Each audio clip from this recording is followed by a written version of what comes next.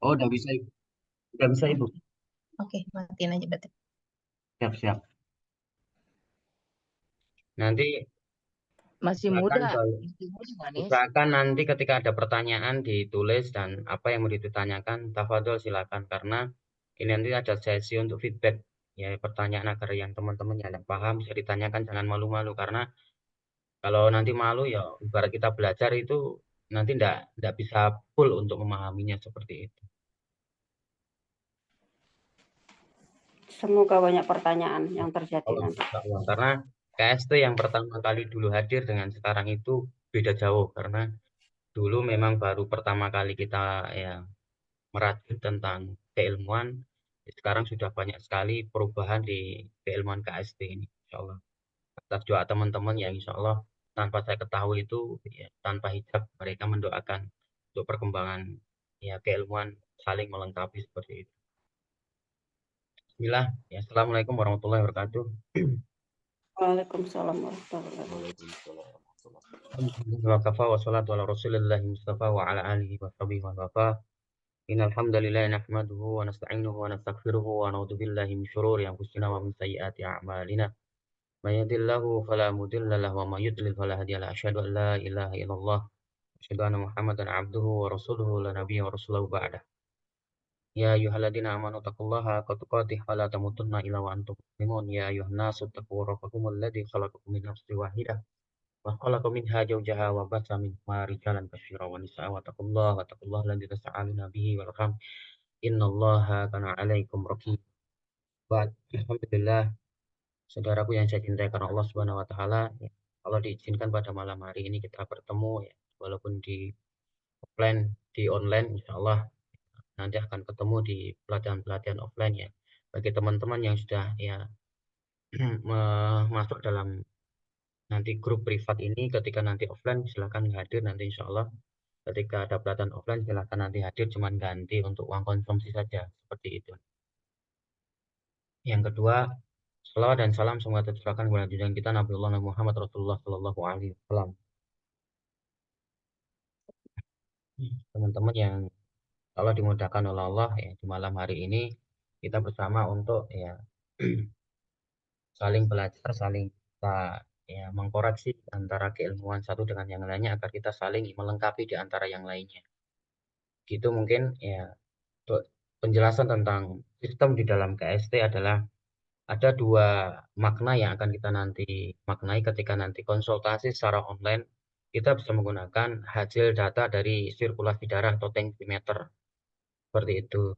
Yang kedua bisa hasil lab yang disampaikan nanti ketika ada ya, konsul di grup bisa data hasilnya bisa dipakai, hasil tensimeter bisa dipakai untuk ketika nanti konsultasi secara online memudahkan kita. Dan alhamdulillah juga ada aplikasi di KST ini untuk memudahkan kita ketika nanti kita aplikasi dipakai, tinggal data tensi itu ditulis distolik berapa, diastolik berapa, detak jantung berapa nanti akan keluar hasil identifikasinya di bawah itu.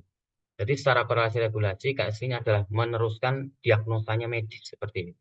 Karena yang berhak untuk mendiagnosa itu adalah yang mempunyai legalitas hukum secara ya dari sistem hukum yang berlaku di negara kita seperti itu. Jadi kita hanya menuliskan diagnosanya medis. Kalau kita sebagai seorang terapis ya, tradisional, kita hanya ya, identifikasi, meneruskan diagnosanya mereka. Makanya kita pakai hasil lab ya, dari yang diturunkan dari para dokter. Yang kedua adalah hasil tensi. Itu bisa untuk membantu mendiagnosa seperti itu. Nanti dari situlah kita akan mengetahui tentang keadaan tubuh itu keluhannya karena apa seperti itu. Yang pertama. Yang kedua, tidak semuanya keluhan itu disebabkan karena faktor organ secara fisiologi itu melemah. Kebanyakan ya, yang kita dapatkan itu adalah karena faktor dari psikologisnya yang tidak stabil. Seperti itu. Yang ketiga adalah karena faktor aktivitas yang tidak menentu. Itu yang akan menjadikan penyebab.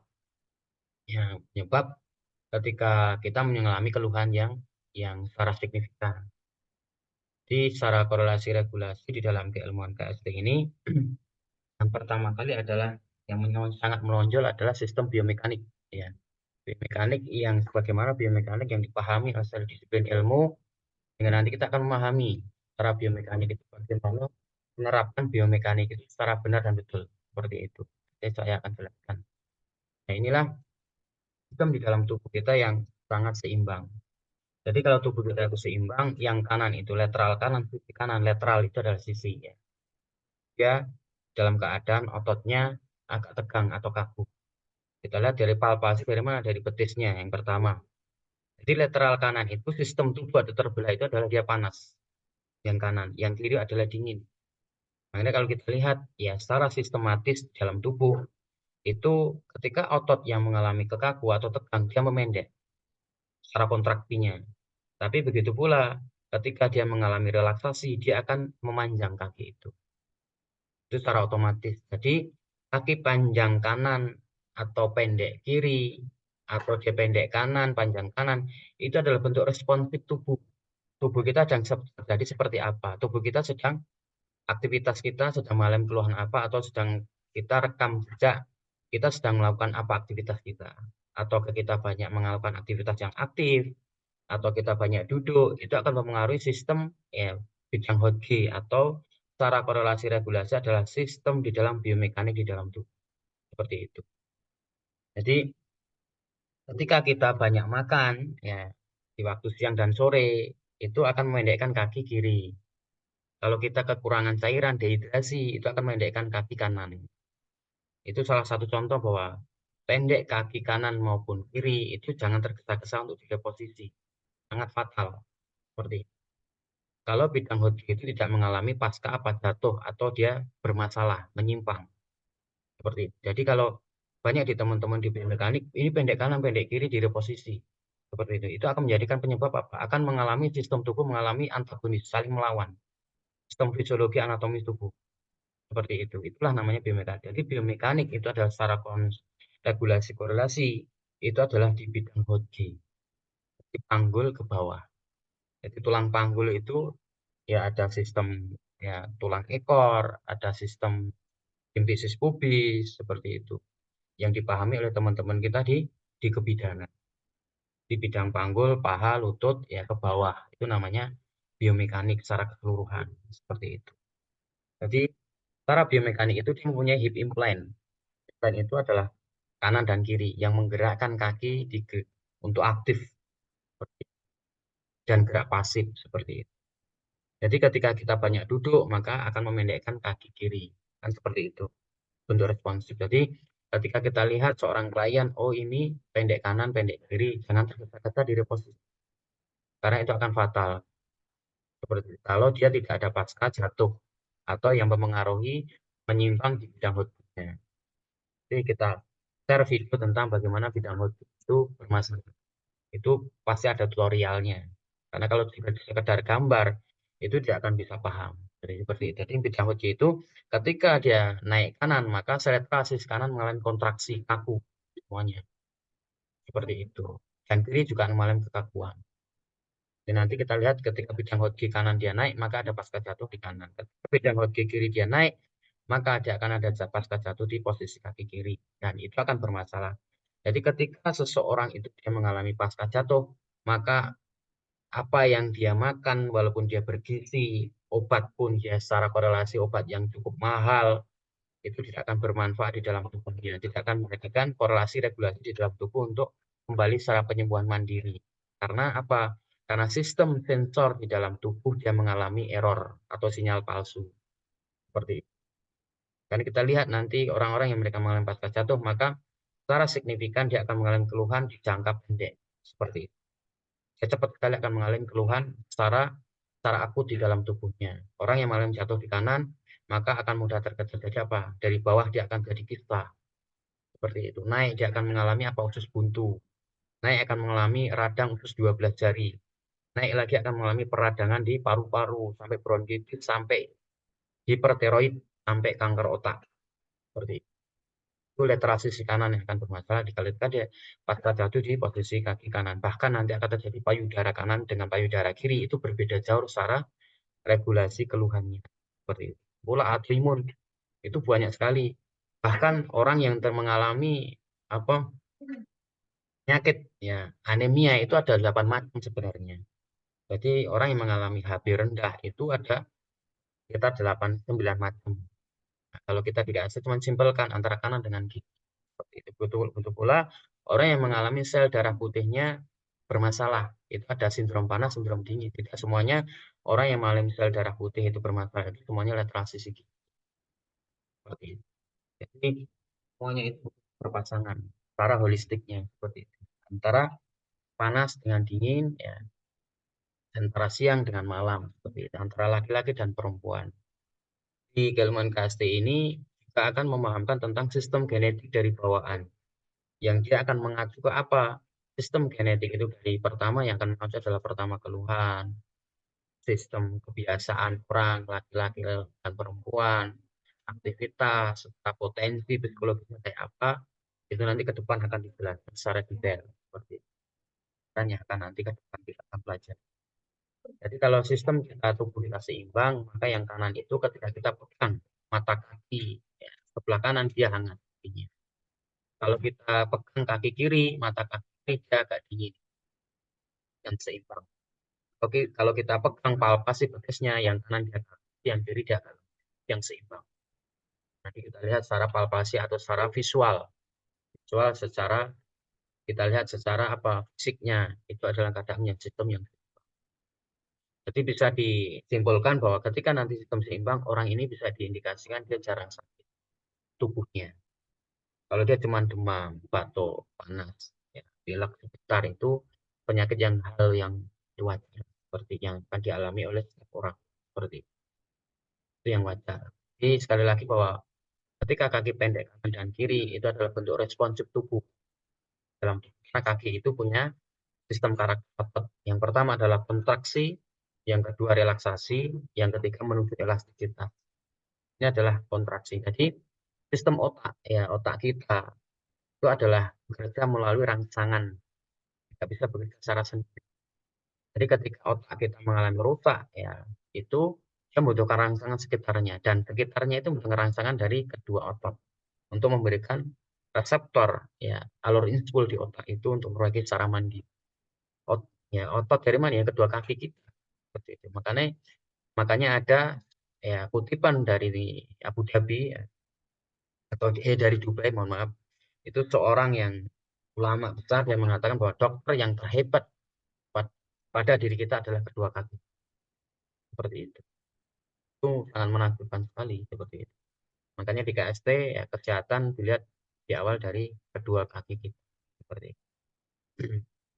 Ini ada pertanyaan dulu dari teman-teman, silakan tafadhol. Ada penanya dulu sebelum dilanjutkan. Yang sesi ya, sangat secara fisik keseimbangan tubuh itu dia dari kaki. Kalau tidak ada, saya lanjut untuk yang materi kedua ya.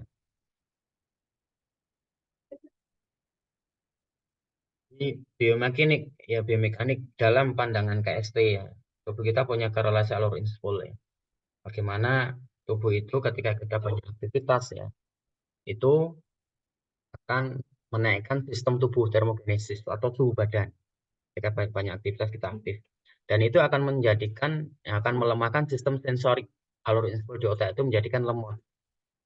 Makanya kalau kita lihat nanti apa orang yang aktif itu banyak terjadi keluhan di batu empedu, batu ginjal, batu nanti paru-paru, bahkan nanti ada batu di jantung. Karena dia ketika aktivitas yang tinggi tidak memperhatikan cairan di dalam tubuhnya. Dia sibuk dengan pekerjaannya, ya seperti itu, aktif untuk pekerjaannya, tapi lupa untuk mengkonsumsi sayuran, buah-buahan, serta air minum yang dibutuhkan di dalam tubuh untuk mendinginkan di dalam tubuhnya, sehingga sistem farmakologi di dalam sistem darah dia akan menaikkan sistem kerja trombosit ya dan leukosit, maka akan melemahkan kadar darah atau hematokritnya, sehingga nanti terjadilah filterisasi di dalam sistem farmakologi di dalam darah, maka terjadi penggumpalan, terjadilah nanti batu yang mengendap seperti nanti batu empedu, batu ginjal, bahkan nanti di jantung pun ada seperti itu. Dan itu nanti akan memudahkan orang terjadi apa infeksi. Karena sistem sensor itu dia melemah atau lemot gitu. Karena kalau orang yang aktif itu untuk gemuknya itu sulit seperti itu. Bisa terjadi apa? Iritasi, infeksi, mohon maaf, terjadi peradangan di dalam tubuh seperti itu. Radang tenggorokan, radang paru-paru, atau bronkitis, bahkan radang usus 12 jari, sering sakit di ulu hati. Seperti itu. Itu menandakan bahwa nanti dia akan pendek kanan kakinya dan akan terjadi ya, dehidrasi yang akut atau nanti terjadi anemia akut. Seperti yang bagaimana anemia akut ini adik-adik kan nanti hasil labnya adalah trombositnya di angka misalnya di angka 600 ke atas, leukositnya naik tinggi, bahkan kadar darahnya hematokritnya melemah, sistem oksigen dalam darah seperti itu. Yang kedua, ketika termogenesis tubuh tidak seimbang dari faktor aktivitas akan berpengaruh dalam kesehatan tubuh dalam jangka yang panjang. Nih, jadi ketika walaupun tubuh kita itu tidak mengalami bidang homogennya, tidak mengalami pasca jatuh, ya, yang sebetulnya tidak merubah sistem sensorik di dalam tubuh kita faktor aktivitas yang kita alami kalau kita tidak memahami cara menyeimbangkan tubuh, maka dalam jangka panjang tubuh kita akan mengalami ya keluhan yang tidak akan kita inginkan di kemudian hari di umur 55, 50 dan sudah mengalami diabetes. Ya, seperti itu.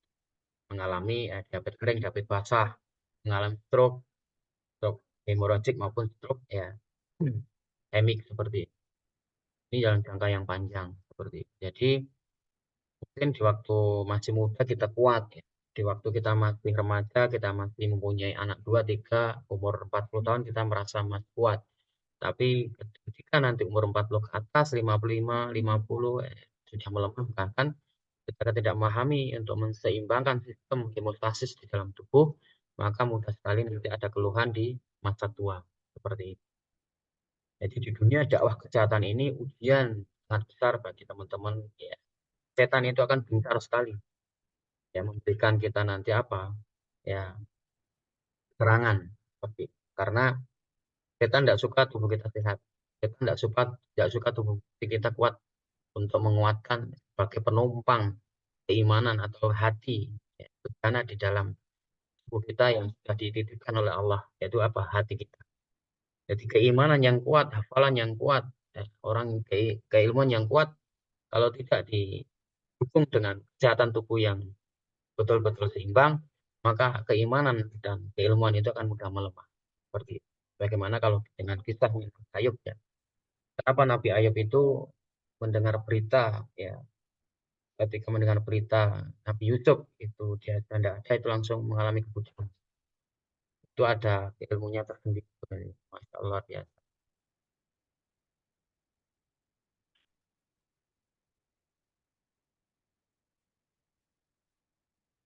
Seperti itu. Jadi kalau kita lihat dari Nabi Ayub ya, kenapa dia mendengar berita ya, ketika itu langsung dia mengalami kebutaan, itu adalah menunjukkan bahwa Nabi Ayub ini termasuk pendidik yang sangat luar biasa, seorang ahli dakwah yang luar biasa. Jadi aktivitasnya banyak apa duduk untuk mengkaji keilmuan Islam, bahkan menyampaikan kepada umatnya.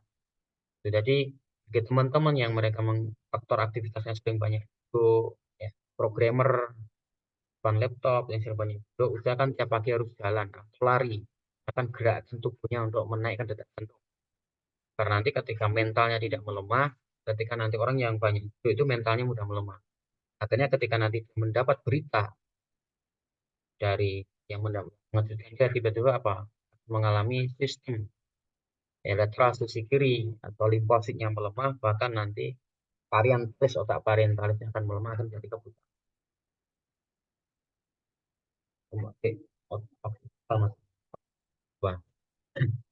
Itu nanti kalau kita lihat nanti teman-teman yang mengalami kanker otak kiri, kanker otak kanan itu beda secara korelasi untuk penyembuhannya seperti itu. Kanker otak itu ada kanan dan ada kiri. Ya, semuanya di kanan seperti itu. Jadi untuk ini ada pertanyaan dari Ibu Diana. Ya, apa anemia akut angka HB-nya berapa dan bagaimana mengatasi secara garis besar?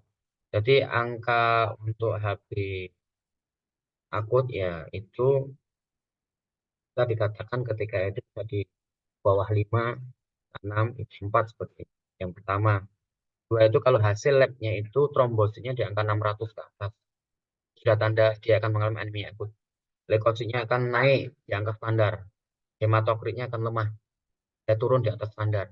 Seperti itu. Jadi kuncinya lihat di trombositnya nanti di angka 600 ke atas. HB-nya akan melemah seperti itu. Akhirnya jadilah nanti dia menguning. Atau bisa terjadi ini kebocoran di kandung kemihnya. Itu ketika anemia akut itu bisa mengalami kebocoran di kandung kemih. Nanti apa? Sobek di kandung kemihnya. Padahal secara regulasi korelasi bahwa kebocoran di kandung kemih itu bisa diartikan karena faktor dari benda tajam atau tumpul yang mengenainya. Nah, seperti itu. Itu secara korelasi regulasi. Tetapi ketika dia mengalami anemia akut, ya hematokritnya melemah, itu bisa mengalami kebocoran di kandung kemihnya. Seperti itu. Jadi tidak semuanya kebocoran di kandung kemih itu mengalami sobekan yang mengalami faktor dari benda tumpul. Seperti itu. Jadi nanti badannya bisa menguning. Boleh, siap, siap, siap, siap. Kecepatan ya. Yang ketiga, ya ketika belum ada pasca jatuh tadi, itu nanti keluhannya di jangka panjang. Jangka panjang. Dari faktor apa yang kita nanti konsumsi, apa yang kita makan, minum, dan faktor dari aktivitas yang kita berkepanjangan. Seperti itu. Kalau tidak memperhatikan tentang sistem tubuh untuk mengembalikan keseimbangan. Seperti itu. Yang ketiga, ketika ada pasca jatuh yang mempengaruhi termogenesis tidak stabil akan berpengaruh keluhan dalam jangka pendek. Itu nanti ketika ada pasca jatuh, maka dia akan mempengaruhi ya keluhan di jangka pendek. Seperti itu. Jadi mungkin dia jatuhnya di masa kecil, di masa dewasa, itu akan berpengaruh banget ketika nanti di masa depannya. Seperti itu. Kalau sudah mengalami keluhan, maka dia akan lebih cepat secara sistem imbiotisnya untuk berpengaruh di dalam keluhan. Kalau dia ada pasca jatuh. Sehingga di dalam KST ada gerakan tentang rotasi dua kaki. Yang sebagaimana menggambarkan ya bidang Holge dengan kita menggerakkan hip plank-nya. Seperti itu. Ya nanti Ibu, nanti insya Allah ketika mungkin sinyal mungkin di sana. Suara saya jelas enggak? Ibu jelas kan? Jelas, Ustaz. Bu Alhamdulillah. Anis katanya nggak jelas ya tadi Bu Anis ya? Bu Diana, Jelas Ustaz. oh jelas. Ini Ustadz Rianto, Masya Allah. Hadir, Masya Allah ini. Insya Allah ya kita lanjut ya. Jadi kalau untuk orang yang mengalami keluhan yang dia ada pasca jatuh, itu akan mengalami keluhan di jangka pendek. Seperti itu. Jadi membutuhkan gerakan reposisi dan rotasi kedua kaki kita. Seperti itu. Itu pentingnya kita memahami di dalam sistem tubuh, di dalam hemostasis, keseimbangan di dalam tubuh. Yang keempat, termogenesisnya akan berpengaruh dalam keadaan kontrol alur full otak. Ya, seperti itu. Jadi kenapa orang yang detak jantungnya lemah ya, itu dia akan mengalami alergi, mengalami mudah flu, terlalu sensitif. Karena sensornya membacanya 2 kali lipat. Bahkan dia makan sedikit pun kolesterolnya akan naik. Seperti itu. Karena tubuh mengalami ketika dia detak jantung melemah, sistem tubuh lembab, itu sensor dalam tubuh alur simpul otak itu membaca 2 kali lipat. Seperti itu. Ketika dia makan 1 piring menjadi 2 piring. Porsinya seperti itu. Secara filosofinya begitu. Jadi orang yang mengalami kolesterol dia 300 tinggi itu diabetes ya tidak stabil, itu solusinya bukan mengurangi gula atau diet, tapi bagaimana menaikkan detak jantung. Karena detak jantung itu akan mempengaruhi sistem hipotalamus untuk memberikan sistem apa? Backup untuk kekebalan tubuhnya. Seperti itu. Membackup semua sistem tubuh. Jadi sistem hipotalamus itu memberikan sistem kekebalan tubuh ketika dia tergantung sensornya atau keadaan tubuh, termogenesisnya. Seperti itu. Jadi ketika nanti detak jantung itu di angka stabil, maka sistem hipotalamus memberikan sensor responnya juga akan memberikan respon sesuai dengan kadar stabilan. Tapi ketika nanti detak jantung tinggi, maka dia akan sistem hipotalamus memberikan respon yang mengeluarkan endokrin. Akan banyak sekali keluar endokrin seperti hormon kekebalan tubuh. Seperti itu. Mohon maaf, ini saya tes dulu ya.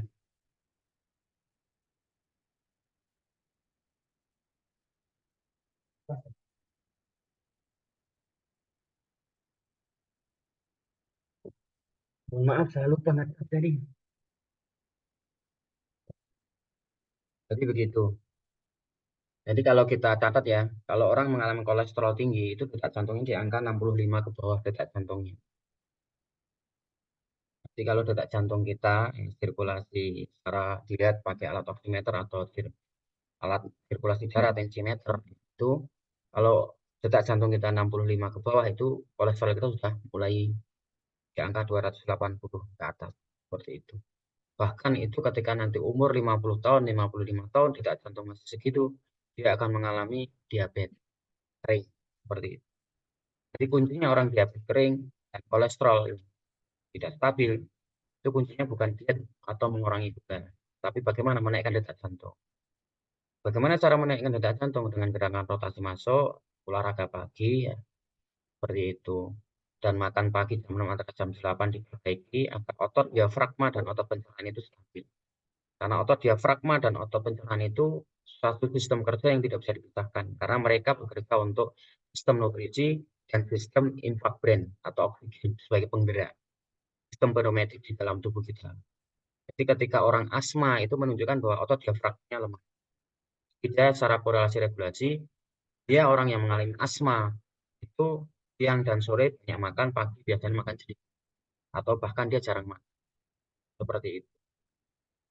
Nah, itu akan terjadi nanti asma. Seperti itu. Jadi asma itu menunjukkan bahwa otot diafragmanya betul-betul dalam keadaan lemah. Seperti itu. Kunci untuk kita mengambil oksigen secara penuh, membuang karbon dioksida secara penuh adalah kuncinya di otot diafragma atau otot perut. Seperti itu.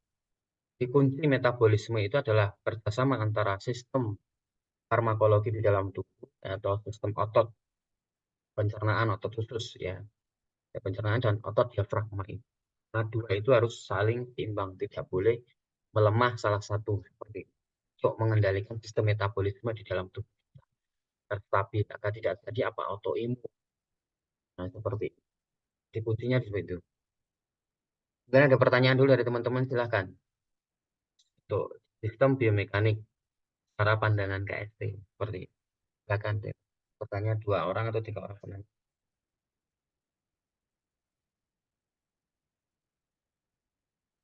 Silakan ibu-ibu, Bu Anis boleh, Bu Diana, Bu Revi boleh, atau Ustaz Trianto boleh, Ustaz Dani boleh. Masya Allah ini Ustaz Dani ada ini. Assalamualaikum Ustadz, Afwan mau nanya tadi kurang jelas yang kuncinya metabolisme agar bagus itu yang diperkuat otot diafragma dan apa Ustadz? Satu lagi? Otot pencernaan ibu. Oh baik, otot Otot, diafragma otot, itu ya, otot otot halus, otot halus, otot halus. baik. Syukron Ustadz. Ya, jadi kalau otot diafragma itu, karena sistem korelasi regulasi itu bagaimana? Sering kita olahraga pagi. Pertama untuk menguatkannya, untuk menjaganya. Kedua, sering sarapan pagi dijaga.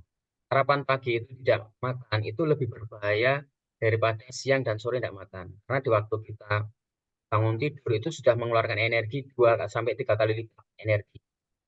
Jadi dia lambung kita dalam keadaan lemah, ya, di waktu kita bangun tidur itu, ketika tidak dikuatkan ototnya, akan semakin akan melemah. Hingga terjadilah nanti orang apa hipoglikemia. Seperti itu. Dan kenapa ya saya kok terjadi hipoglikemia, kelingan lah seperti itu. Sedangkan makan saya pagi, kok siang dan sore juga makan, tapi pagi jarang makan karena sibuk. Dia akan menyiapkan pekerjaannya. Gesa-gesa. Bahkan itu akan melemahkan, menjadikan psikologisnya akan lemah. Itu akan mudah panik kan orangnya. Itu. Sampai seperti ini kan melakukan mental. Jadi betul kata di dunia medis, orang yang fisik kuat akan mental juga kuat. Ketika fisik melemah, maka mental juga akan melemah. Seperti itu. Jadi mental kita juga akan berpengaruh di dalam kesehatan di dalam tubuh kita. Jadi fisik kita harus kuat, mental kita juga akan menguat. Afwan Termogenesis, Ustadz, termogenesis itu adalah apa sistem suhu badan. Seperti termogenesis itu adalah sistem tubuh badan. Jadi kita punya tubuh itu pengontrol suhu badan. Seperti itu. Hemostasisnya keseimbangan. Jadi termogenesis itu adalah sistem di dalam tubuh kita mempunyai suhu badan. Nah, tubuh kita itu kadang nanti dia panas, ada yang dingin, ada yang biasa aja, seperti itu. Kalau untuk pagi itu sarapannya harus, kalau bisa makanan kita sehari-hari apa? Nasi ya nasi, seperti itu. Kalau orang yang sudah nanti dia makan nasi itu perih atau kembung, berarti menunjukkan apa diafragmanya lemah. Seperti itu. Yang nanti teman-teman ketika makan nasi pagi itu kembung atau nyeri, oh berarti dia lemah. Kekuatan otot pencernaan dan otot diafragmanya melemah harus diperbaiki dari awal. Bagaimana? Makan bubuk yang lembut dulu. Ya seperti itu. Nanti ketika dia sering makan nasi pagi dia melemah akan mudah sekali terjadi apatitis.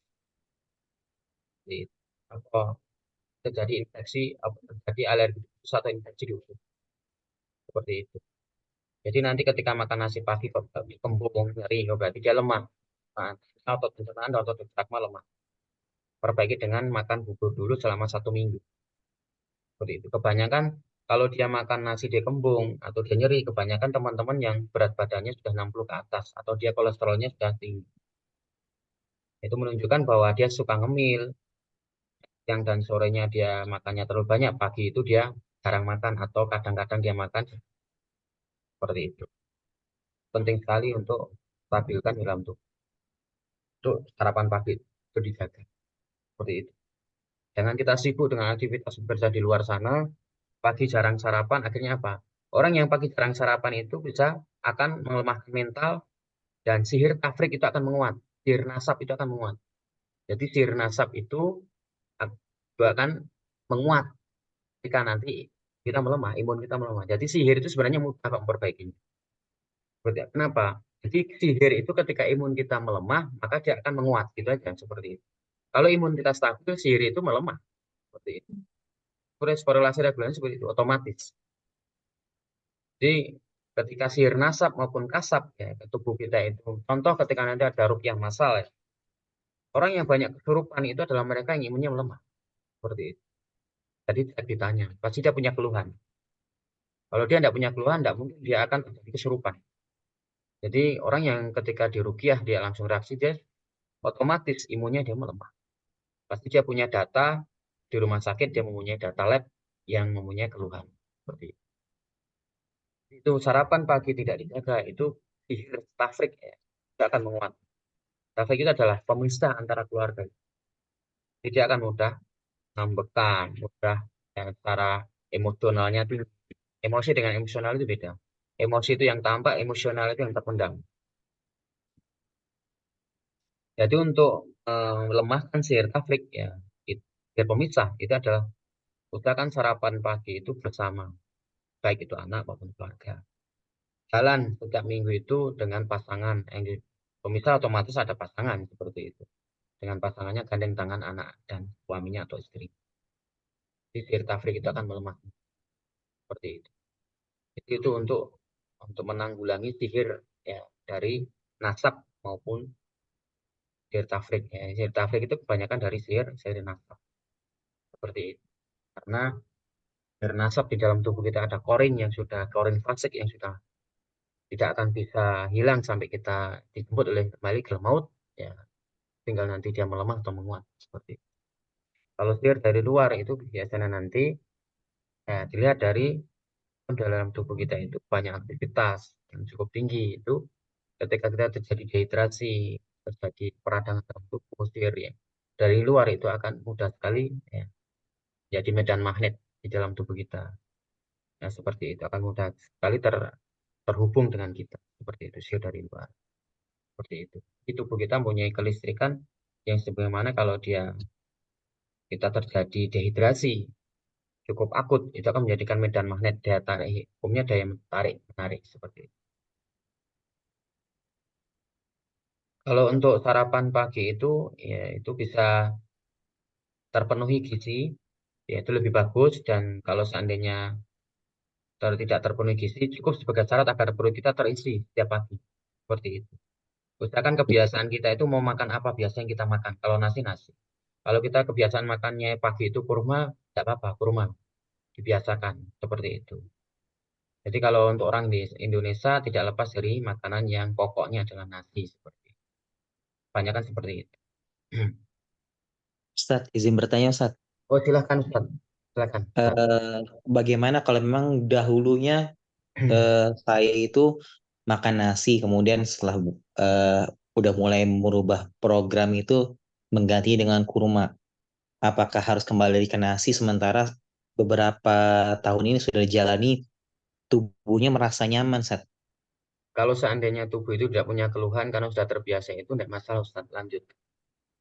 Baik, Ustadz. Ya begitu. Lanjutkan tidak apa-apa. Selama tubuh kita tidak mengalami ya keluhan seperti itu. Tapi jangan merasa kita tidak punya keluhan. Nanti bisa dicek tensinya itu satu-satu. Kirim ke grup. Seperti itu. Kadang nanti kita tidak tahu keluhan yang akan ke depan yang akan kita nanti alami. Seperti itu. Kita bisa tahu nanti secara online itu bisa dilihat dari hasil tensinya. Begitu pula nanti berapa detak jantungnya, berapa sistolik, diastolik. Seperti itu. Kita bisa cek satu-satu di grup. Silahkan nanti di tensi di rumah. Ya, tensi itu nanti bisa pakai mereknya Juul. Yang paling bagus itu Juul, yang paling awet yang sering saya pakai. Kalau merek lainnya itu ya mungkin agak mahal dikit. Ya kalau yang standar harga itu merek Juul.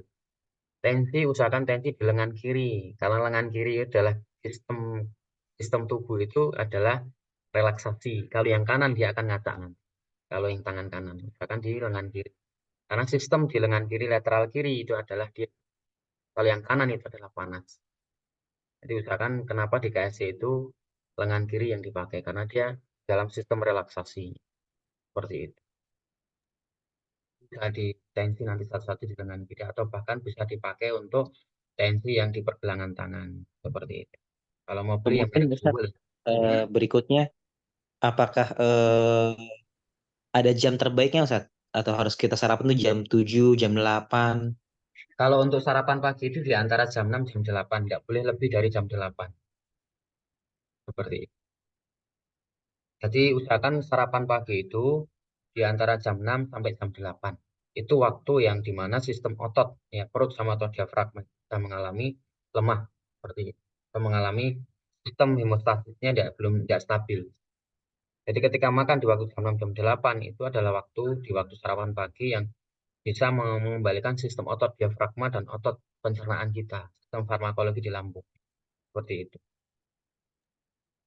Jadi intinya adalah kalau seandainya seseorang itu makan nasi, tapi kaidahnya kembali lagi tidak boleh berlebihan ya Ustadz ya? Ya betul, kaidahnya tetap tidak boleh berlebih. Seperti itu. Jadi kalau makan jam 9, jam 10 ya percuma seperti itu. Jadi harus pagi makan seperti itu. Syukron Ustadz. Sama. Jadi nanti orang yang terjadi hipoglikemia itu dia sering keliengan itu. Tidak ketemu nanti solusinya. Baik di medis seperti itu. Banyak saya temukan klien saya seperti itu. Akhirnya apa? Hanya sarankan untuk sarapan pagi. Nah, ketika dia sarapan pagi makan nasi dia perih dan kembung. Apa yang disolusinya? Ya makan bubur dulu sama 1 minggu. Padahal baru makan 1 bubur itu sehari. Dia sudah tidak melakukan tidak terjadi kelingan lagi. Itu seperti itu. Jadi solusinya ya itu sarapan paginya dijaga seperti itu. Biar otot kita stabil kedua itu. Karena kenapa Allah menciptakan oksigen? Karena dia ada sistem penggerak. Kalau kita enggak, kenapa orang meninggal itu sudah tidak bernapas? Karena sudah tidak ada sistem penggeraknya. Seperti itu. Jadi secara filosofi sistem tubuh kita itu sistemnya pneumatik. Seperti itu. Dia ada sistem penggeraknya. Jadi sistem nutrisi dan bekerja sama dengan sistem oksigen. Seperti itu. Makanya orang kalau kita lihat orang yang sudah meninggal, maka dia sudah tidak lagi bernapas. Dia diambil oleh nyawanya, oleh malaikat maut seperti itu. Karena dia sudah tidak diizinkan lagi untuk bernapas mengambil oksigen di dunia ini. Seperti itu. Itulah seperti itu. Jadi sistem oksigen yang untuk sistem penggerak infrak brain ke otak untuk mengkonter sistem tubuh, oksigen itu adalah sistem penggerak. Seperti itu. Sehingga penggerak itu diberikan nutrisi dalam tubuh kita. Sebagaimana kita mempunyai sistem metabolisme di dalam tubuh kita. Jadi tubuh kita itu sistem metabolisme tubuh. Orang yang memahami sistem pencernaan, dia harus memahami sistem saraf. Kalau dia tidak memahami sistem saraf, dia akan memahami hanya detox dan dikonsumsi apa saja. Padahal tubuh kita mempunyai sistem saraf, sensor. Seperti itu. Kalau dia dapat jatuh kanan, ya percuma dia memakan nutrisi yang bagus pun dia akan bisa berkorelasi regulasi dalam tubuh, dia menjadikan vitamin dalam tubuh. Karena dia sistemnya lemot bacanya. Ketika dia makan nutrisi bergizi pun, masuk di dalam tubuh menjadikan sampah. jadi penggumpalan darah, akan jadi apa, batu empedu, batu ginjal dan seterusnya. Begitu. Jadi sistem biomekanik adalah faktor terpenting untuk mengkorelasi sistem di dalam untuk sistem kerja fisiologi, anatomi fisiologi tubuh itu secara sempurna. Seperti itu.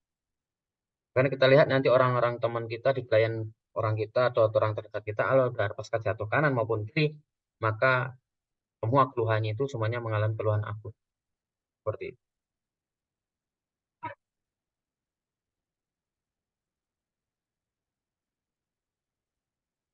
Tidak ada pertanyaan lagi teman-teman, silakan sebelum saya lanjut ilmu.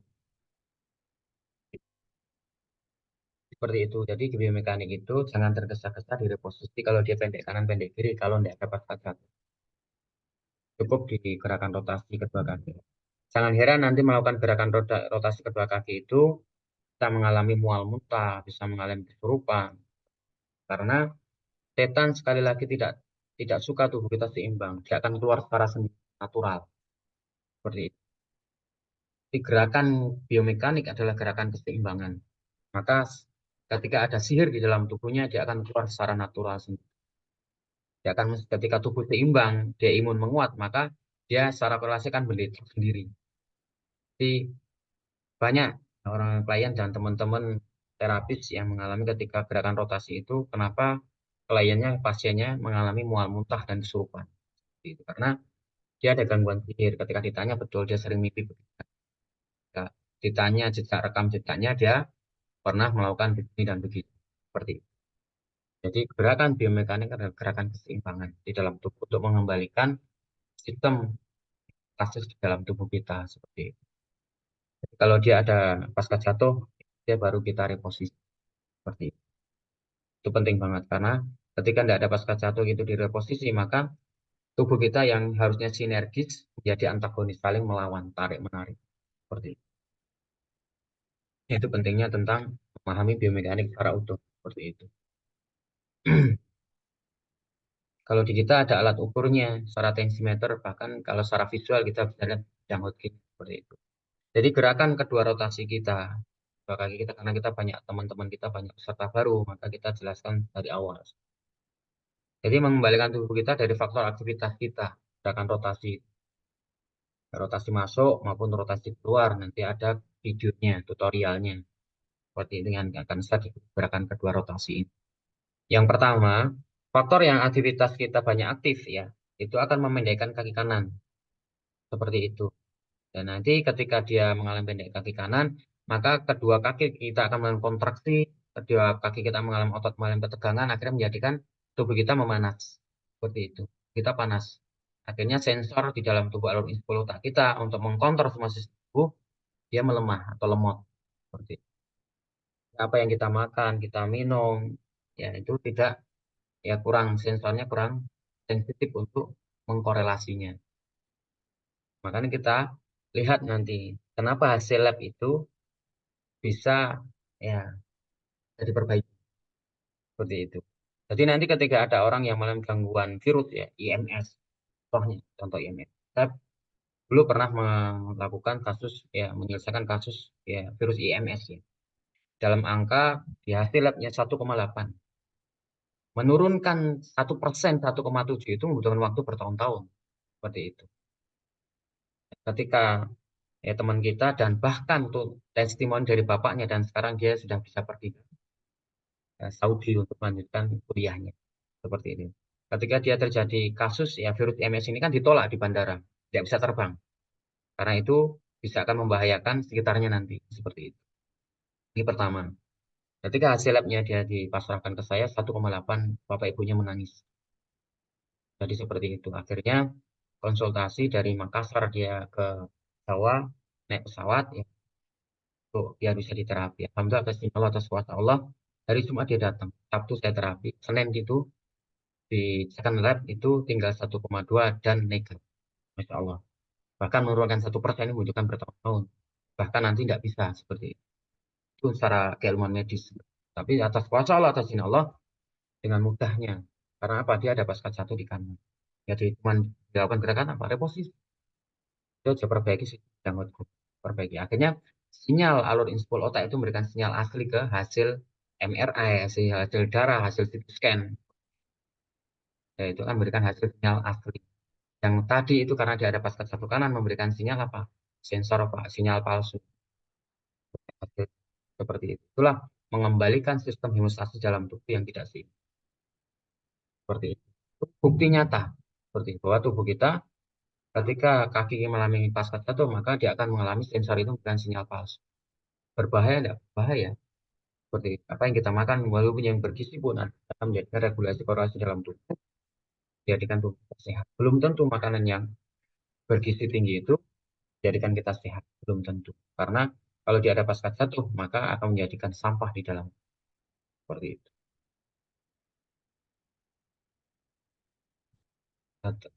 Mohon maaf ya, teman yang bertanya bisa sih saya jawab berikutnya ya.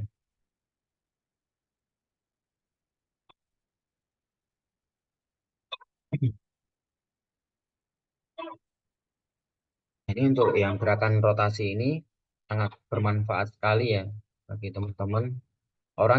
Bagi teman-teman di testimoni di para terapis itu, orang yang lututnya ya, lututnya tendonnya kanan itu di mode operasi.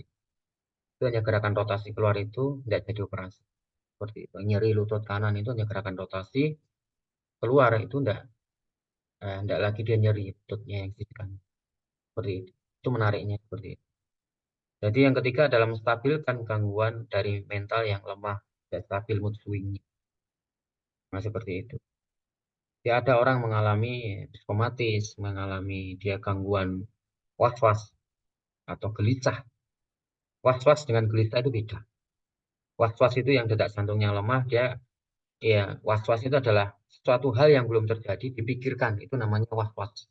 Tapi kalau gelisah yang dia sudah lakukan masih melakukan koreksi yang berlebihan, itu namanya gelisah. Seperti itu. Jangan-jangan ya. Saya tadi melakukan ini jangan-jangan ya. Contoh orang ibu ya, dia hidupkan kompor padahal sudah dimatikan, dia tinggal pergi. Matikan sebelum ya, jangan-jangan belum saya matikan dan seterusnya. Itulah salah satu kegelisahan. Tapi kalau was-was itu adalah belum terjadi itu dipikirkan. Bagaimana ya nanti saya untuk membayar anak sekolah dengan saya belum punya uang, itu was-was. Bagaimana ya bisa nanti masa depan anak saya dan masa depan saya untuk kedepannya. Jadi was-was itu berpikir ya kedepannya secara berlebihan, itu namanya was-was. Seperti itu. Dan was-was ini juga akan berpengaruh di dalam gangguan sihir nasabnya akan menguat. Seperti itu. Nanti dia sering mimpi ular seperti itu. Ketemu orang-orang yang dahulu pernah meninggal. Seperti itu. Salah satu contoh-contoh mimpi yang nanti akan kita rasakan di mimpi-mimpi klien-klien kita seperti itu. Jadi gerakan rotasi ini bisa mengembalikan stabil mood swing. Ada orang yang mengalami anak yang mengalami ya gangguan super bersih, kalau bahasa saya super bersih. Jadi kalau dia sholat bisa berjam-jam, bisa ke kamar mandi bisa berjam-jam, bahkan dia sampai tidak bisa lepas dari obat dari psikolog seperti itu. Nah, seperti itu. Yang keempat, menstabilkan keadaan sensorik full untuk respon ke tubuh memberikan sinyal asli gerakan rotasi. Seperti itu. Jadi nanti kalau tubuh kita mengalami sensornya tidak bagus, maka otak mengkontrol sistem tubuh ya juga tidak akan stabil. Sistem hormon, sistem hipotalamus, dan sistem gerak kita seperti itu, atau metabolisme kita seperti itu. Nanti juga tidak akan stabil, akan berpengaruh penting di dalam kesehatan di dalam tubuh kita. Nah, saya jawab dulu tentang pertanyaan yang ada di grup pesan ya. Nah,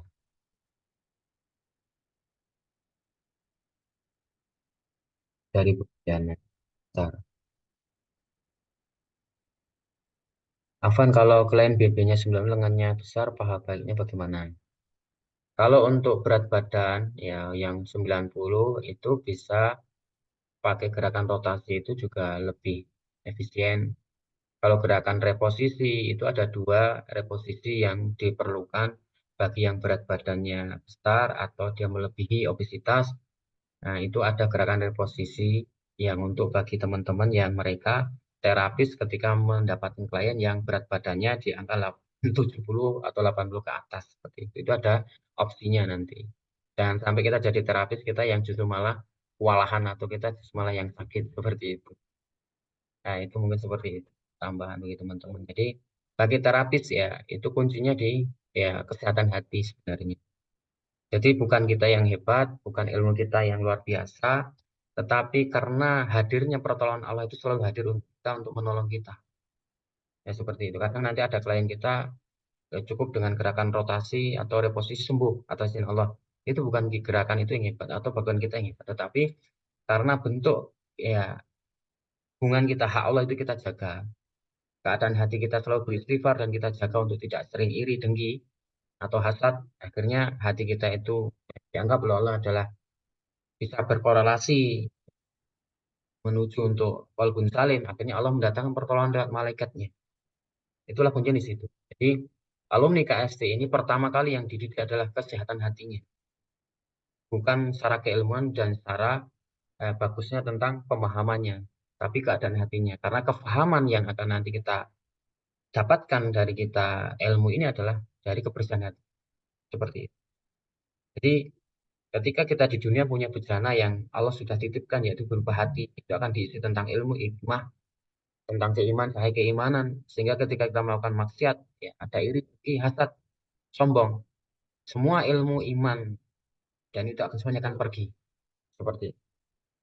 Dan itu akan mensulitkan kita untuk memahami tentang keilmuan yang akan nanti begitu luasnya ilmunya Allah seperti itu. Jadi kuncinya di kesehatan hati seperti itu. Sering-sering kita muhasabah diri, sering-sering kita mendekatkan diri kepada Allah, agar nanti tetap kita dalam keadaan hati betul dijaga oleh Allah Subhanahu wa taala seperti itu. Ya, speed delay. Speed delay ini faktornya di kedua orang tuanya. Untuk speed delay ya, kasusnya di kedua orang tuanya. Apa speed delay ini? Kasusnya di kedua orang tuanya. Jadi karena kedua orang tuanya bisa dilihat kedua orang tuanya anak yang mengalami speed delay itu kedua orang tuanya sibuk dengan aktivitasnya di sendiri kedua ini baik laki maupun perempuan yang pertama dan kurang hubungan biologisnya di waktu malam mungkin sebulan 4 atau 3 kali saja. Ya itu nanti ke depannya akan terjadi anak mengalami speed delay seperti itu. Jadi sistem pembuahannya yang pertama kurang nutrisi. Nah, kedua orang tuanya itu mengalami kurang nutrisi karena dia aktivitasnya cukup tinggi, mengalami kekurangan cairan, nutrisi yang masuk kurang. Sistem sensor itu dalam tubuh mengalami ketika makan bergizi pun dia akan mengalami apa lemot sensornya. Akhirnya makan dia bergizi pun itu tidak menjadikan kesehatan di dalam rahim maupun di dalam tubuhnya untuk membackup ya yang sudah keluar endokrinnya. Seperti itu hormon di dalam tubuhnya. Nah, seperti itu, Bu. Jadi delay itu karena faktor dari kedua orang tuanya yang cukup dengan aktivitasnya dan kurang biologis. Jadi kalau nanti terjadi speed delay itu cukup dengan gerakan di rotasinya masuk. Itu cepat nanti. Karena ada anak teman saya ya, seorang dokter spesialis saraf dan istrinya seorang dokter spesialis bedah ya. Itu anaknya mengalami speed delay, tiga-tiganya bahkan. Anaknya 4, yang besar itu mengalami skoliosis dari bawaan, yang ketiganya speed delay. Dan ketika dia suruh hanya gerakan rotasi masuk itu, paginya WA saya, Ustaz, sampai dia ibu dokter itu menangis. Seperti itu. Dia mengatakan, sungguh bahagianya anak saya sudah bisa memanggil bapak ibunya. Seperti itu. Indahnya banget. WA-nya mungkin masih screenshot itu. Ada di Facebook saya dulu yang terdahulu itu saya posting ya. Itu tentang, bahkan bapak ibunya seorang medis, dokter. Seperti itu. Bapaknya pun seorang dokter spesialis saraf. Seperti itu. Bahkan dia sekolah itu dari medis itu 11 tahun. Dia dulu PNS dan sekarang dari Sen buka rumah sakit sendiri. Bahkan ketika dia punya klien untuk autoimun itu sering dilimpahkan ke saya. Alhamdulillah atas izin Allah itu anak-anak yang mengalami autoimun itu selesai atas izin Allah seperti itu. Bahkan dokter ini ya saya sebut dokter siapa namanya dokter Ari ya. Ini di spesialis saraf. Beliau ini kagum dengan keilmuan KST yang sering dipakai di kliniknya itu sangat membantu banget seperti itu. Silakan Ibu Dian, mau ditanyakan apa? Afwan Ustadz tadi mau tanya untuk tensi yang tadi BB-nya 90 itu kan yang kalau tensi yang di lengan kan nggak muat ya Ustadz. Itu bisa Di pakai pergelangan, tensi lagi. di pergelangan, Oh, di pergelangan tangan. pergelangan. Sama aja. Ya, ini ada klien itu kan waktu itu karena nggak ada tensi lain, terus eh, beliaunya bilang pasca jatuh, dia waktu olahraga itu jatuh di alat treadmill gitu loh, Ustaz. Ya. Terus saya mau reposisi, saya lihat badannya segitu, saya nyamungil. Nah, iya, yo, Kayaknya. ini buktian kan toh, Mas. Ya, ya, Ibu, siap, siap. Itu nanti pakai tensinya pakai pergelangan di sebelah kiri bisa dipakai. Seperti itu. Kalau untuk reposisi kan bisa pakai reposisi L kan, nggak V. Kalau untuk yang berat badannya di atas 90. Atau pakai gerakan rotasi, ya dirutinkan, insya Allah pasca jatuh itu kalau gerakan rotasi dirutinkan itu akan kembali sendiri plannya. Bidang hotgennya akan kembali normal sendiri. Seperti itu. Jadi gerakan rotasi itu juga bisa apa bisa mengembalikan pasca jatuh tapi harus dirutinkan gerakan rotasinya seperti itu. Nah, ini Jadi, beliau kan waktu itu saya ini ya Ustaz, saya suruh apa rotasi keluar karena saya ngeliat kayaknya itunya dari segi kayak kolesterol apa-apanya itu kan tinggi semua. Nah, saya suruh rotasi keluar. Nah, yang Ustaz tadi bilang tuh beliau setiap rotasi tuh katanya mual. ya mual pasti ada gangguan. Ya itu saya sampai bingung terus mau diapain.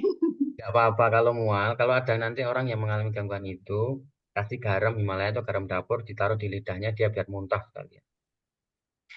Oh, Yang pertama, yang kedua kalau dia jadi kesurupan, yaitu bisa ambil air putih, usapkan di mukanya, panggil namanya. Kalau dia orang kesurupan.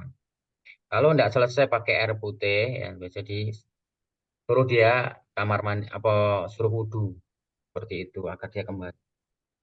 Ya, nggak kesurupan kalau dia kita takut karena tidak ada punya basic rupiah ya, seperti itu.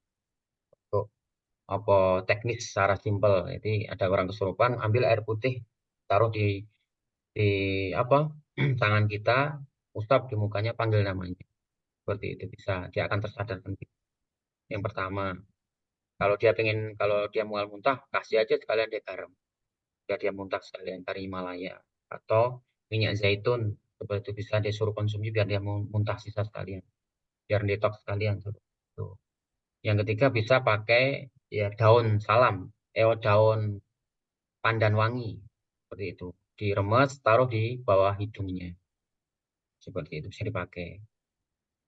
Kalau orang mengalami was-was ya, was-was itu cukup pakai konsumsi mangga, was-was itu. Atau duduk di pohon mangga, bagaimana dipahamkan oleh Ustadz Abu Umar itu. Saya sering pakai metode itu, alhamdulillah banyak sekali yang terkorelasi seperti itu. Untuk apa kesembuhan atas izin Allah bagi klien-klien seperti itu. Jadi bisa pakai daun kangkung orang mengalami nyeri panas tiba-tiba itu bisa pakai daun kangkung diremes dioleskan yang nyeri atau yang badan itu panas. Ya, kemarin testimoni dari teman di grup reseller itu orang yang tersengat listrik. Saya suruh pakai apa? Daun kangkung diremas diusapkan dalam daun tubuhnya. apa Ustaz Afwan?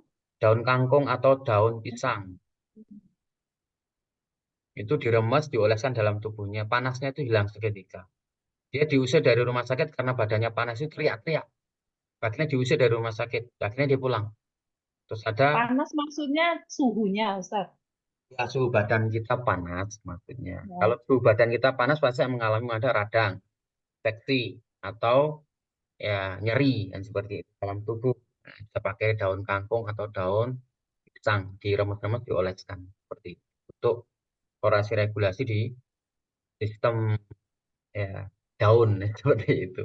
Bisa dipakai itu seperti itu. Makanya kita cuma dari teman reseller itu ada yang sangat listrik waktu itu saya beri saran ambil daun kangkung atau daun pisang remes oleskan dalam tubuhnya. Tiba-tiba badannya itu dingin seperti itu. Tidak lagi dia teriak-teriak. Akhirnya ya sudah itu tinggal luka-lukanya diperbaiki seperti itu. Itu untuk ya testimoni dari teman yang kemarin dari Makassar seperti itu. Ya, mungkin itu ada pertambahan dari teman-teman silakan kalau yang belum paham bisa ditanyakan. Ini pengenalan dulu biar nanti teman-teman bisa memahami cara pola pikir KST itu seperti apa seperti itu. Nanti pertemuan yang kedua itu insya Allah akan ya, menarik lagi seperti itu. tensi di dalam tubuh kita bisa naik dan turun dipengaruhi apa? Seperti itu. Kan banyak nanti teman-teman sering tanya, tensi kita itu sering naik turun. Nah, seperti karena apa? Ada faktor karena aktivitas, banyak duduk.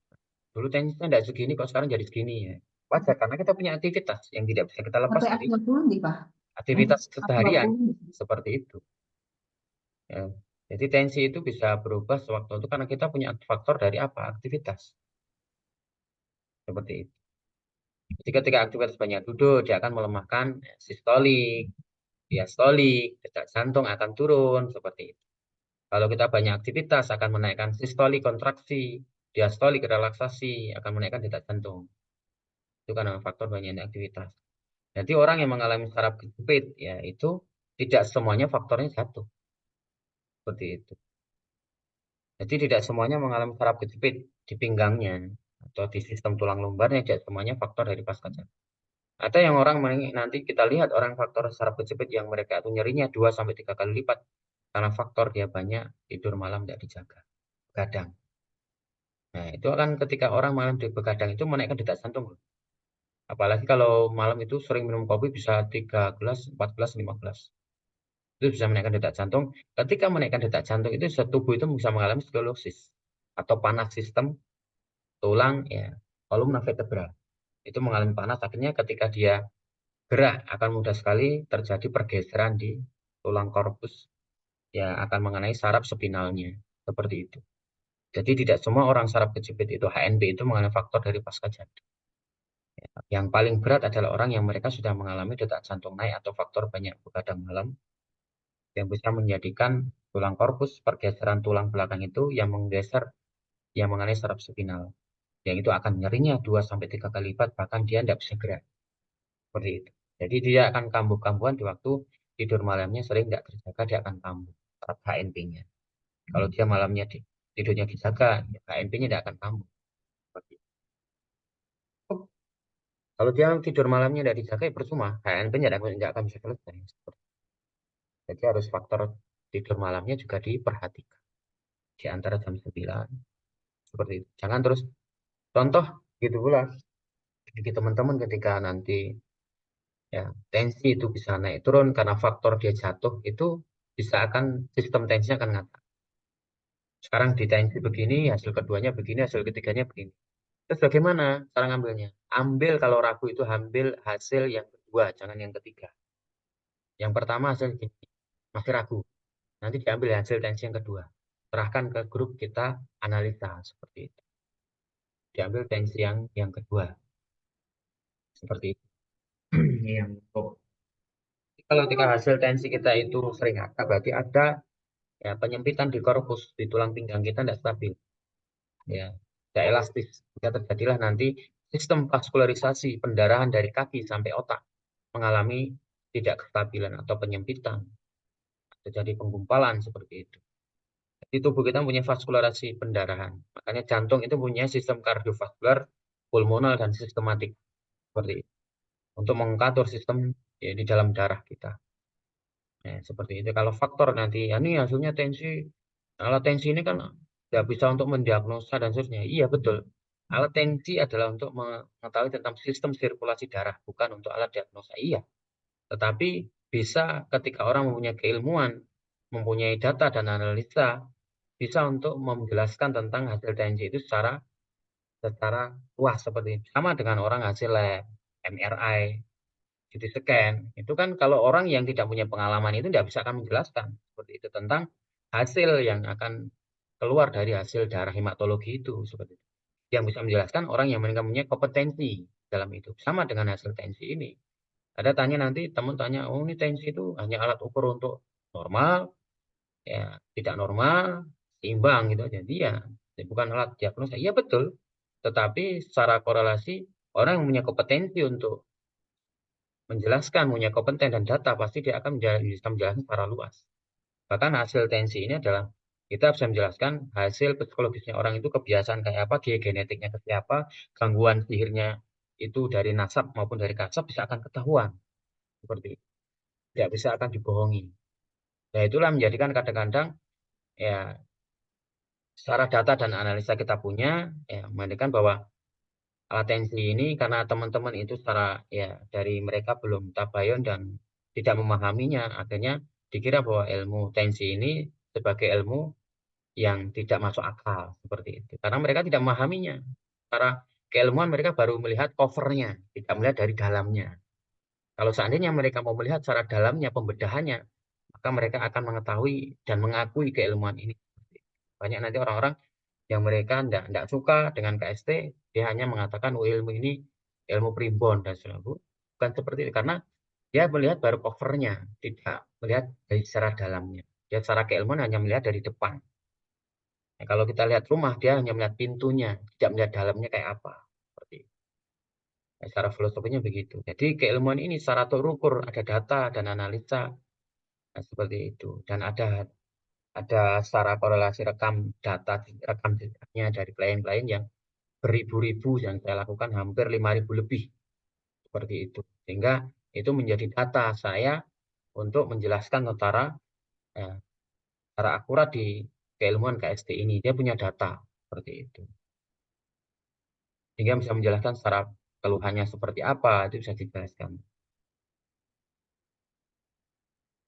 Kalau untuk rotasi kaki, gerakannya ke dalam atau keluar, nanti kalau untuk gerakan rotasi ya ada rumusnya, saya kirim ke grup ya, bisa dipahami. Jadi kalau kita lihat gerakan rotasi ini bisa dilihat dari detak jantung. Detak jantung itu dia rendah, berarti di bawah 70 itu gerakan rotasi masuk. Kalau gerakan rotasi keluar dilakukan yang 85 ke atas, itu gerakan yang rotasinya dari detak. Seperti itu. Cara simpelnya begitu. Jadi secara psikologisnya ya, untuk pengenalan ini agar nanti teman-teman lebih mudah untuk memahaminya, bahwa faktor perubahan hasil tensi ini juga faktor dari genetika. Oh ini hipertensi, dia bisa disanggil, dia dikasih obat, ya kasih obat seumur hidup untuk penurun tensi, kasih amodiplin lah seperti itu. Karena apa? Tubuh ini biar tidak jadi hipertensi, tidak akan bisa selesai dengan obat, tidak bisa selesai. Dia akan tetap akan hipertensi karena genetik, gitu. Jadi faktor genetik itu adalah hanya bisa perawatan penjagaan di dalam tubuhnya, tidak bisa pakai dikorelasi dengan obat. Dia akan minum obat sampai seumur hidup. Bayangkan hipertensi yang sebenarnya tidak bermasalah, tetapi dikasih obat untuk menurun tensi seumur hidup. Seperti itu. Kita lihat aja teman-teman yang mereka hipertensi genetik dikasih obat justru malah lemah. Seperti itu. Dia terjadi keliengan lah, tidak stabil lah, seperti itu. Karena hipertensi itu hipertensi genetik. Dan di KST itu punya analisa dan data, punya rumusnya untuk menanggulangi hipertensi genetika. Jadi orang yang mengalami hipertensi genetik itu sudah dari kecil Allah berikan kelebihan. Pertama, fisiknya yang kuat, tulangnya yang keras, dan dia aktivitasnya tinggi. Orang yang mengalami hipertensi genetik itu bisa dilihat dari keluarganya yang mempunyai Allah berikan, sudah titipkan apa? Materi yang cukup banyak. Jadi keluarga orang tuanya dia pasti kaya. Seperti itu. Orang yang mengalami hipertensi. Ada teman saya ketika dia sampai berobat ke anak dia, ada orang Bali. Seluruh tangannya dia kebas, ketemukan sama kakinya. Ketika dimasuk rumah sakit, dia di hipertensi akut. Ketika saya datang, saya sarankan apa? Ya, ketika orang yang mengalami hipertensi genetika, itu cukup aktivitas apa yang dia kerjakan itu dikerjakan secara rutin. Kalau dia jalan pagi, dia kerjakan untuk menstabilkan tubuhnya dan minum air yang cukup, buah-buahan, sayuran yang cukup, maka kesemua itu kan hilang seketika. Seperti itu.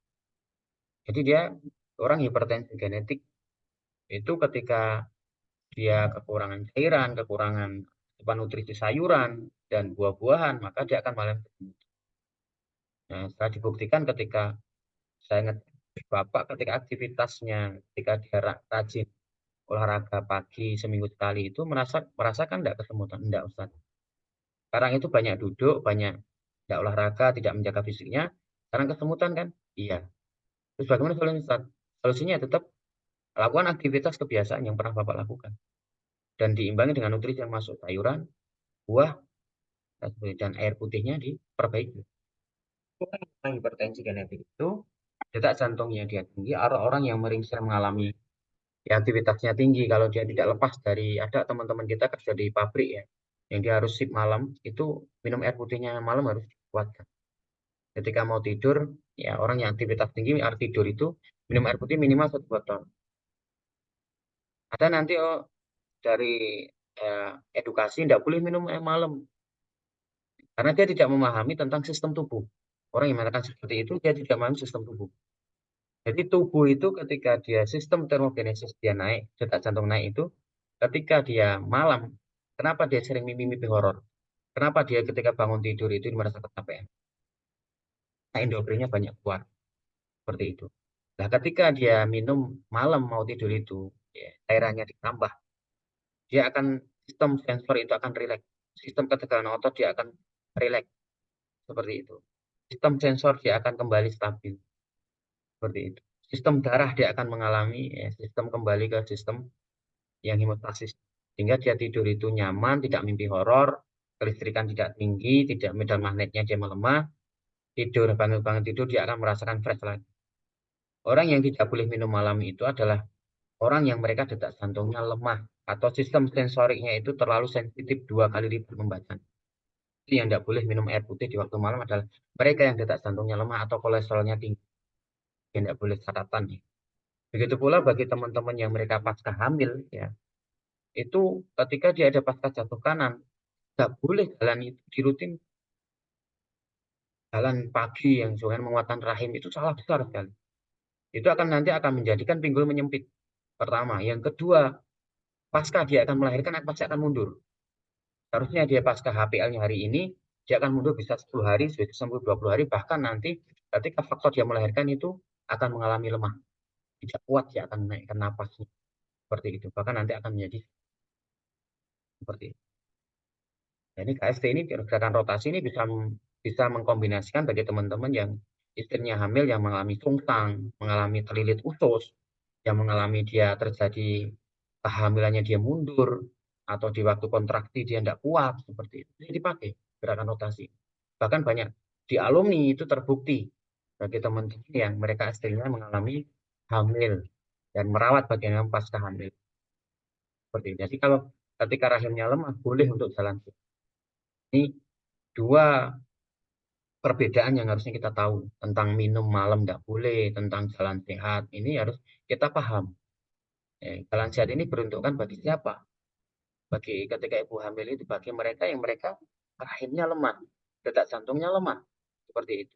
Tapi bagi mereka yang ada pasca jatuh di kanan itu tidak boleh jalan dikuatkan, akan menyempitkan panggul, akan menyempitkan rahim ketika pembukaannya akan sulit. Ya kan nanti satu aja tidak bisa naik-naik.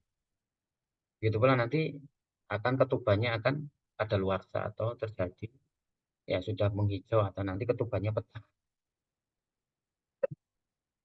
Itu catatan bagi detak jantungnya tinggi di waktu hamil, jangan dirutinkan jalan pagi, berbahaya banget seperti itu.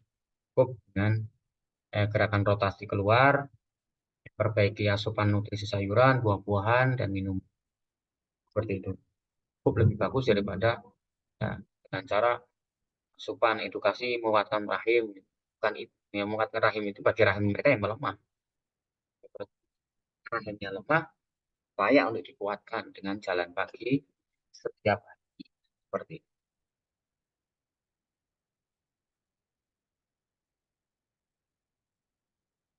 Mungkin ada pertanyaan dari teman-teman? Silakan sebelum masuk ke rumus tensi. Silakan.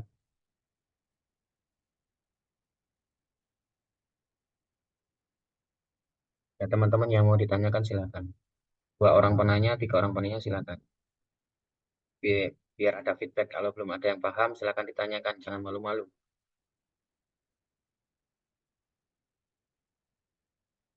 Kalau tidak ada, saya lanjut untuk rumus tensi ya. Jika ST untuk rumus tensi ya, itu sistolik kontraksi itu di angka 120 sampai 125 mmHg di umur berapa? 20 tahun sampai masa tuanya.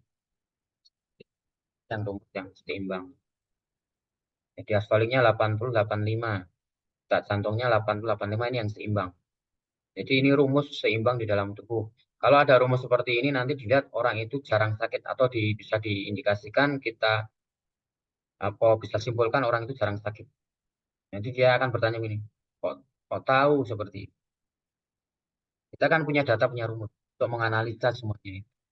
Jadi bukan kita meraba, kita punya data dan punya analisa, bukan untuk meraba seperti itu. Jadi ini data yang saya dapatkan dari saya pengalaman dari rupiah, bekam, dan keilmuan lainnya itu tahun 2004 sampai hari ini. Saya tulis terus-menerus seperti itu. Kalau dulu saya ikut bekamnya ABI pertama kali tahun 2004 ikut ABI Asosiasi Bekam Indonesia dan rukiahnya ikut ARSI dulu. Ya ikut ARSI. Ya itu ARSI yang lupa saya. Di waktu dulu pertama kali tahun 2004 itu saya sudah terjun dunia bekam dan rukiah dulu di waktu itu. Jadi saya mulai menulis data dari klien-klien saya. Saya kumpulkan jadi satu. Ya saya simpulkan, akhirnya jadilah keilmuan KST yang sekarang hadir. Jadi efek aktivitas itu detak jantung akan naik 85 mmHg ke atas. Itu kalau aktivitas ini akan menaikkan detak jantung. Bahkan nanti ketika aktivitas itu bisa menaikkan kalau aktivitas jangka panjang mengalami dehidrasi, aktivitasnya begitu terus aktif terus maka bisa menaikkan sistolik di angka 130. Bisa menaikkan nanti ya diastolik di angka 90. Jadi kuncinya nanti apa? Oh ini hipertensi. Hipertensi itu ada dua. Hipertensi genetik dan hipertensi karena faktor aktivitas yang dalam jangka waktu panjang. Saya seperti itu. Dulu saya tidak pernah hipertensi. Kenapa sekarang umur sekian hipertensi ya? Karena terjadi faktor aktivitas yang berkepanjangan dalam waktu jangka panjang. Yang dia aktif terus. Nanti kita lihat orang-orang yang mereka kerja di lapangan, orang-orang BPN, pengukur tanah, tahu-tahu di umur 55, 50 stroke seperti itu. Karena aktivitas yang cukup tinggi menaikkan termogenesis dalam tubuh, akhirnya sistem pembuluh darah rapuh, akhirnya dia pecah pembuluh darahnya. Seperti itu. Stroke hemorragik, pecah pembuluh darah. Bayangkan, kalau kita tidak memahami tubuh kita yang ya sibuk dunianya aktivitas tinggi terus, tahu-tahu di masa umur 55 tahun, 50, ya stroke pecah pembuluh darah. Karena sudah darah kita rapuh. Karena sistem termogenesis akan terlalu panas dalam sistem pembuluh darah, lama-kelamaan jangka waktu yang panjang pecah pembuluh darah kita, bocor. Seperti itu. Nah, itu bisa terjadi nanti di umur masa-masa tua yang akan datang. Kita lihat orang. Jadi rekam orang-orang yang mereka aktivitasnya tinggi, tahu-tahu umur 55 lumpuh, stroke, hemorragik. Banyak akan kita nanti temukan seperti itu. Itu. Nah, aktivitasnya tinggi pasti akan menaikkan apa? Emosi. Itu. Dan gerakan rotasi keluar ini menurunkan emosi. Ya, menurunkan sistem suhu badan yang tinggi diturunkan. Seperti itu. Jadi kan yang seimbang. Gerakan rotasi keluar itu. Orang yang sering emosi suraya rotasi keluar, dia akan emosinya rendah. Jadi dulu banyak teman-teman di alumni yang pertama kali hadir itu banyak yang mereka emosi, bisa kembali normal. Seperti ini, karakter itu bisa dirubah. Kelakuan itu bisa dirubah. Kenapa Allah menciptakan pintu tobat dan menciptakan surga dan neraka? Menciptakan emang hikmah satu dosa. Karena orang yang buruk bisa menjadi baik, baik bisa jadi buruk. Seperti itu. Dan dari sinilah gerakan rotasi itu bisa mengembalikan kelakuan karakter orang secara seimbang. Orang yang awalnya dia buruk bisa menjadi baik. Seperti itu. Orang yang awalnya emosi bisa menjadi tidak emosi. Orang yang awalnya sombong, orang yang iri, dengki bisa menjadi tidak iri, tidak dengki, tidak sombong lagi. Seperti itu. Itu bisa dilakukan dengan gerakan rotasi. Seperti itu. Makanya gerakan rotasi ini efeknya orang yang sombong, iri, dengki, dia mual muntah. Kalau ada orang yang mereka itu pernah melakukan ilmu kebal, dia bisa melakukan jadi apa kesurupan. Seperti itu. Karena tubuh diseimbangkan. Apa yang di dalam tubuhnya akan detoks. Seperti itu. Terus secara korelasi regulasi seperti itu. Jadi yang kelima, efek aktivitas banyak duduk itu akan melemahkan detak jantung. Ini bagi ibu-ibu yang mereka kolesterolnya tinggi, diabetes kering di masa-masa tua, karena faktornya banyak. Nanti orang yang banyak duduk, kulit apa alergi, ketika dingin mudah batuk, seperti itu.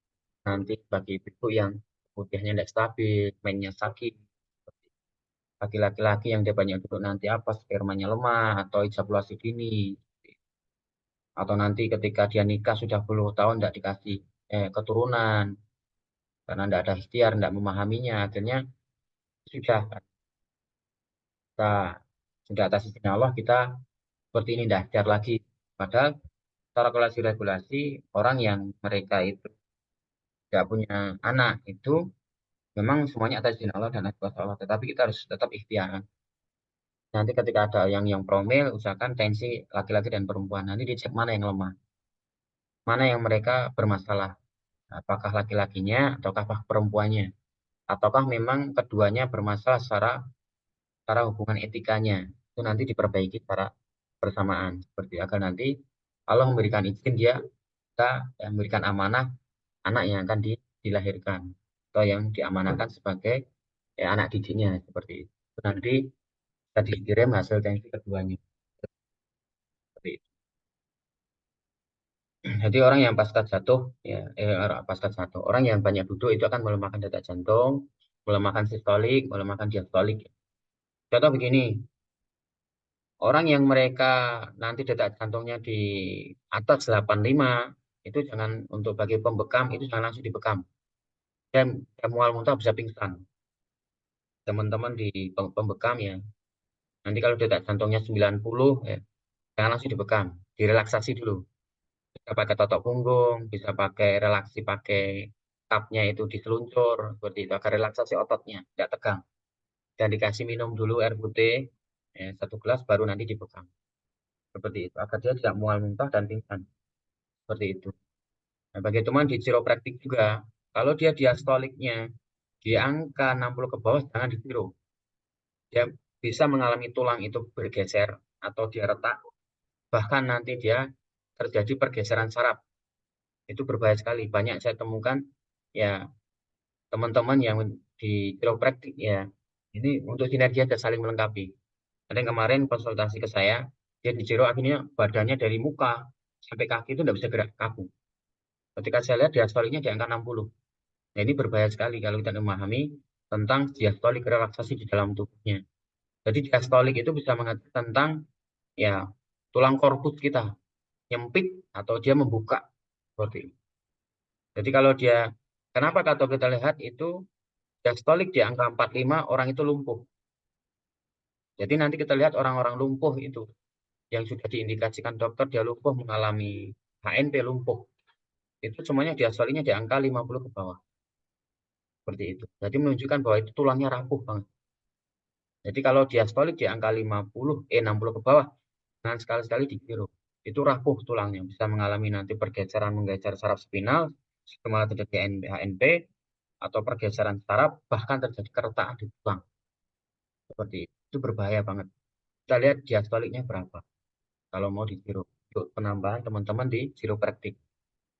Seperti itu. Jadi tidak nanti ketika kita betul melakukan terapi itu betul-betul terukur. Cara analisanya datanya kita betul-betul terukur. Sehingga tidak membahayakan klien yang akan kita nanti terapi. Di terapi malah justru malah tambah sakit. Ini berbahaya banget. Dia mencari kesehatan yang atas izin Allah justru malah tambah sakit. Jadikan masalah nanti.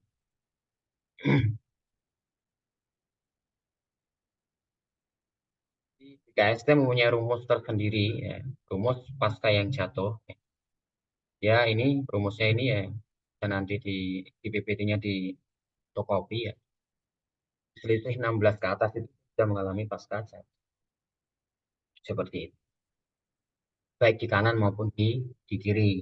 Kalau ngecek pasca jatuh, berarti kalau dia detak jantungnya naik di atas diastolik, berarti dia jatuh di posisi kaki kanan. Kalau diastoliknya di bawah detak jantung, maka dia jatuhnya di posisi kaki kiri. Itu untuk melihat orang yang mengalami pasca jatuh, berarti selisih antara diastolik dengan detak jantung itu adalah 16 digit ke atas. Seperti itu. Kalau dia selisihnya baru 15, berarti dia mengalami keluhan di jangka panjang dari aktivitasnya. Keluhan yang dihadapi itu masih ringan. Ada korelasi, masih ringan banget. Seperti itu. Walaupun dia ya terjadi sering nyeri kepala atau monositnya di angka 9, terjadi selaput otak melemah, peradangan otak, bisa dikorelasi dengan insya Allah itu mudah. Seperti itu. Jadi setelah memahami secara data dan analisa, kita akan mengetahui secara detail secara biomekanik yang betul-betul terukur seperti itu. Akhirnya kita mengetahui biomekanik itu apa sih, seperti itu. Secara di dalam tubuh, korelasi regulasinya untuk fungsinya apa, seperti itu. Fungsi dari tulang panggul ya, Dangotji itu sebagai penyangga berbagai organ dalam sistem pencernaan dan reproduksi. Jadi dia antara penghubung antara atas dengan bawah. Nah, sedangkan kaki sampai otak itu punya vaskularisasi pendarahan yang tersambung, tidak bisa dipisahkan. Kalau dia salah satunya itu bermasalah, sistem kakinya, ya ada pasca jatuh sehingga mempengaruhi implan untuk menggerakkan sistem tubuh, sistem vaskularisasi, sistem sensor tubuh saraf. Ini akan mempengaruhi sistem counter tubuhnya untuk mengkontrol di dalam sistem tubuh. Seperti itu. Saya kaget kemarin teman-teman di terapi itu, kok bisa ya gerakan rotasi keluar itu bisa menurunkan hipertensi. Sehingga dia menganalisa terus, sehingga diteliti. Padahal cuma hip implant yang menggerakkan, seperti itu. Ternyata saya jelaskan secara detail, mereka baru memahami, baru ngah, oh ternyata ya, itu bisa begini, seperti itu. Mereka kaget. Dan ini menjadikan nanti dia bahan untuk analisa di teman-teman di terapi. Seperti itu. Dan tulang yang berfungsi sebagai penyambung antara bagian atas dan bawahan. Jelas, ketika tulang berfungsi sebagai alat gerak aktif, tulang panggul ada yang mengandung antimulasi lemak yang berfungsi untuk apa? Menstabilkan penyimpanan jantung. Nah, itulah nanti kita banyak duduk, tidak akan melakukan ya, sistem lemak darah tidak bisa berkorelasi untuk regenerasi sel, untuk perbaikan sistem liver, untuk perbaikan sistem regenerasi sel kita. Jadi atau kita lihat aktivitas kita tidak seimbang, banyak duduk, banyak aktivitas, sel di dalam tubuh kita itu akan melemah. Kita akan cepat tua, cepat ubanan, seperti itu. Kalau mungkin dipikir teman-teman ya, umur saya berapa? Umur saya sudah 41. Seperti itu. Kira masih muda, umur saya 41.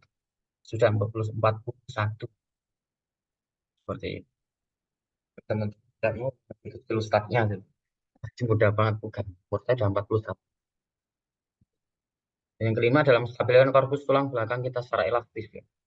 Itu fungsi dari tulang panggul itu. Maka gunakan gerakan rotasi itu untuk mengembalikan sistem porsinya, fungsinya tubuh, baik itu sensor dalam tubuh dan sumsum di dalam tubuh, hormon di dalam tubuh, sensor antara kanan dan kiri, dari alba ke migra, migra ke alba, akan nanti sensor di dalam otak kita untuk mengkorelasi sistem hipotalamus untuk mengembalikan tubuh kekebalan tubuh juga stabil.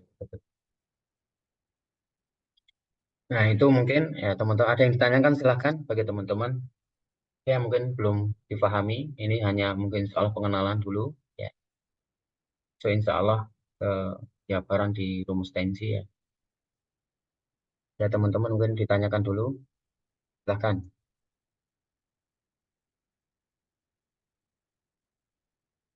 Kalau tidak saya lanjut ya.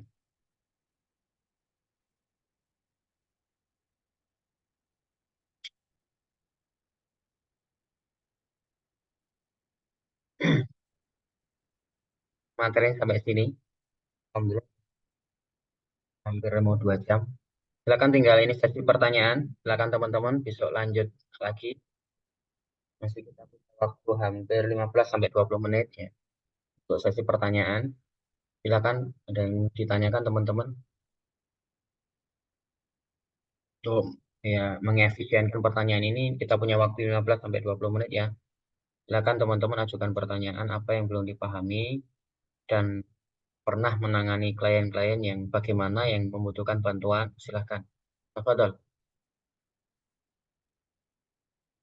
Ini nanti ya zoom-nya masih panjang ya untuk kita nanti. Jadi cukup insya Allah bersabar dulu.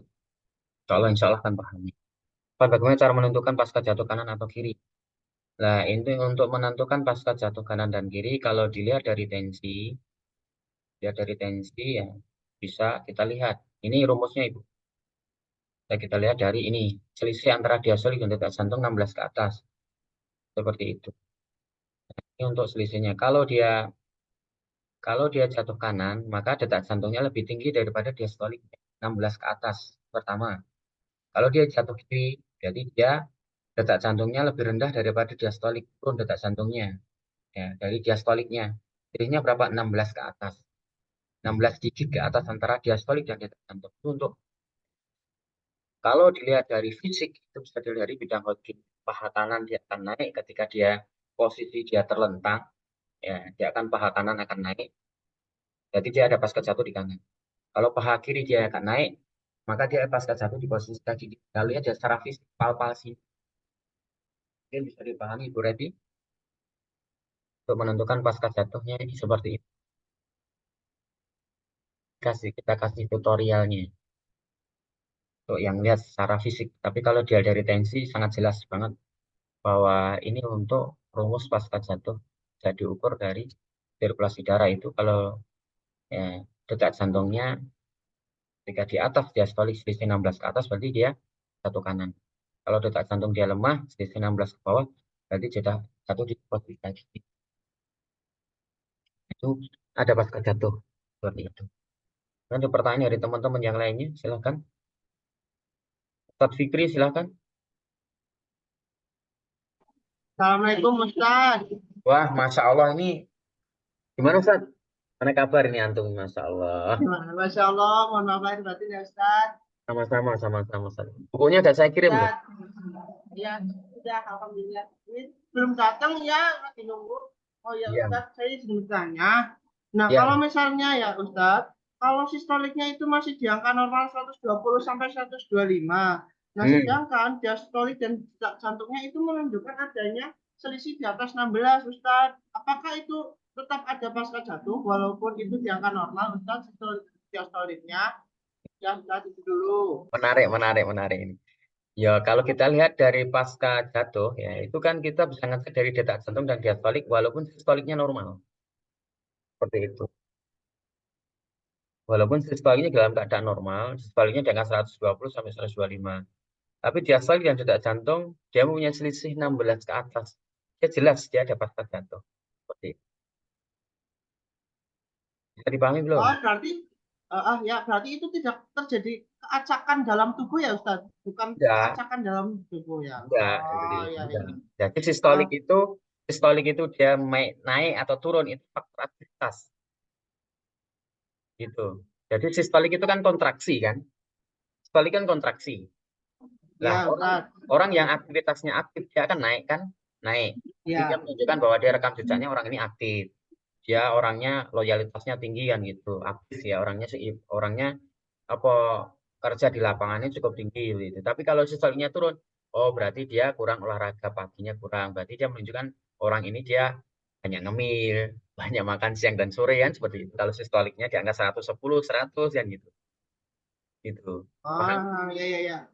Ya, paham Ustaz. Nah, terus Ustaz, saya kan sering juga menensi. Nah, ya kalau misalnya diastoliknya itu menandakan di atas 85, itu kan saya juga banyak menemukan bahwa adanya orang tersebut itu sering terjadi kena prostat kalau nggak salah Ustaz. Ya. Apakah itu ada juga pengaruh misal diastolik kalau, itu di angka ya, angka berapa? 90 ya? Ya misal di angka 90 ke atas 90, 95 atau sampai 98 ya gitu. Ustaz, kok berat bisa badannya terjadi berapa? prostat? Berat badannya 65, 60 atau 70? Ya. Itu kira-kira di angka 70 Ustaz, agak kemuka. 70 ya? Ya 70. Jadi kalau dia diastolik di angka 85-90 dengan berat badan sekian itu masih normal. Tinggal dikuatkan fisiknya agar nanti tidak melemah di lambungnya. Kalau laki-laki tidak melemah di sistem saluran ya kemihnya. Kalau perempuan tidak lemah di rahimnya atau mainnya pinggangnya kayak lepas-lepas seperti itu. Jadi kalau orang mengalami gangguan prostat ya itu memang akan terjadi seperti itu. Yang pertama dia pasti mentalnya lemah. Orang gangguan prostat itu mentalnya lemah, tidak stabil. Mood swing-nya tidak stabil. Itu tunjuk bahwa ketika diastoliknya di angka 85-90, diastoliknya dia lemah karena sistem hormonnya dia terlalu tinggi di dalam tubuh. Jadi pengentalan proteinnya juga cukup lumayan tinggi dalam tubuh. Ya, dia akan mempengaruhi sistem infeksi di saluran kandung kemih itu cukup tinggi. Jadi itu kalau ada terjadi prostat, usahakan dia fisiknya dikuatkan aja. Suruh dia jalan pagi rutin. Seperti itu. Sama gerakan duduk vaskularisasi sudah. Untuk Oh ya, penanggulangan. siap, siap. Ya, Ustaz. Jadi nanti ketika detail seperti itu berat badan sekian itu gangguan nasabnya juga akan menguat seperti itu. Jadi melihat orang gangguan sihir nasab maupun kasab itu mudah banget dari berat badan. Itu orang yang kurus berarti dari luar gitu aja. Gangguan sihir dari luar. Orang yang gemuk dari dalam. Itu untuk bisa membedakan gangguan sihir itu cuma ada dua itu. Orang yang mereka kurus itu gangguan sihir dari bisa dibuktikan. Orang yang gemuk gangguan sihir itu dari nasab, dari keturunan. Ketika dilihat genetiknya ke siapa, jalur bapak atau ibu. Seperti yang kita sudah pelajari di KST kan seperti itu. Jadi untuk melihat gangguan sihir itu mudah. Jadi orang yang malah gangguan sihirnya dia kurus, orangnya mudah emosi. Nah, seperti itu orangnya mudah ya meremehkan orang lain. Karena gangguan sihir dari luar, karena apa? Akan mudah sekali orang ya benci dengan dia, hasad, ain itu cukup tinggi. Seperti itu. Sehingga medan magnetnya dalam tubuh itu juga akan naik sistem kelistrikan tubuh sehingga tubuh menjadi medan magnet dayanya tarik menarik. Akhirnya apa? Ketika orang yang aktivitas orang hiperaktif itu, kenapa dia ketika dia ke tempat pantai, ke tempat yang agak-agak belum tidak dikunjungi orang, dia pernah ke situ, dia pulang-pulang mual, muntah, pusing seperti itu. Karena dia menjadi medan magnet seperti itu. Artinya apa? Dia dari luar itu ngontak secara otomatis. Jadi bisa melihat orang gangguan sihir itu dari luar, dari dalam itu bisa dilihat dari berat badan. Kalau 80, 85 kok berat badannya 44, oh berarti gangguan sihir dari luar. Jadi, secara filosofinya begitu. Begini, seharusnya kan 885 itu kan berat badannya 60. Antara 54 sampai 60. Tapi ini kok 40 sampai 44 ya? Oh berarti dia ada kayak filosofinya, apa yang dia makan, dia minum itu dia menjadikan tubuhnya sehat.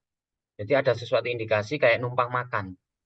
Kan golongan jin itu numpang makan di dalam tubuhnya, numpang apapun segalanya numpang.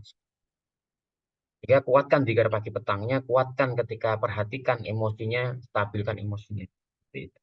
Agar tidak mudah dikendalikan oleh setan golongan jin. Baik Ustaz, terima kasih Ustaz. Sama-sama Ustaz. Sama membuatkan pinggul berubah atau bergeser. Kira-kira satu seperti apa yang bisa mempengaruhi kondisi tubuh? Misalnya apakah sampai membuatkan pinggul berubah atau bergeser? Jadi pasca jatuh itu bisa akan mempengaruhi ya pinggul itu berubah atau bergeser. Itu bisa dilihat dari bidang Hodgkin yang pertama. Biasanya benturan yang cukup hebat. Benturan juga kalau cuma jatuhnya biasa itu biasanya tidak mempengaruhi. Jadi kriteria jatuh itu seperti yang mengaruhi yang merubah pinggul itu bergeser itu yang mereka punya jatuh itu yang cukup benturan cukup lumayan. Seperti itu. Cukup lumayan itu contoh ada ketika pakai motor jatuh mablek ya dia sakit, tidak memar nih, sakit pegal-pegal. Akhirnya dalam waktu yang jangka panjang ya sebulan 2 bulan dia ya mengalami perubahan di bidang Hodgkin. Seperti itu pertama. Jadi yang benturan cukup hebat Ustadz Dani. Kalau cuma jatuh-jatuh biasa, insya Allah enggak akan mempengaruhi bidang Hodgkin. Seperti itu. Ustadz Trianto, silakan. Tafadhol. Assalamualaikum warahmatullahi wabarakatuh, Ustaz. Waalaikumsalam Afwan, warahmatullahi wabarakatuh. mau Ya, tanya. silakan. Saya punya pasien, Ustaz, ibu-ibu sekitar 60 tahunan kali ya. 60 tahunan, ada pasca jatuh di sebelah kanan. Beliau ini mempunyai benjolan di payudara Kanan. sebesar, ya kanan betul ya, Iya. sebesar kelapa, Ustaz.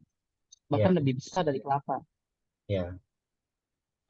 Ini ada pertanyaan dari Berat badannya Pak berapa? Igu ini jadi habis empat sama nih. Itu membesar sekali Ustaz, tapi setelah direposisi pompa itu dia bilang seperti apa ya? Dia bilang seperti ada yang copot di belakang pinggangnya terus Makanya sedikit saya ini tanya Ustaz. tadi kan, makanya saya tanya berat badannya berapa? Berat badannya enggak di itu Ustaz, kayaknya 60-an. Ya. Sekitar 60-an. Ya. Berat Nah, itu badannya 60-an. Terus hasil tesnya iya, berapa? Diastoliknya berapa kemarin? lupa lagi. Enggak, Cuman maksudnya pasti dari bekas jatuh ini ya. bisa mempengaruhi sebesar itu atau enggak Ustaz? Ya sangat sangat Ya bisa. begitu. Sangat bisa. Jadi dulu itu kalau korelasi regulasi itu makannya acak-acakan gitu. Makannya yang banyak, yang pola makan yang salah. Jadi makannya itu banyak makan mengandung bahan-bahan pengawet.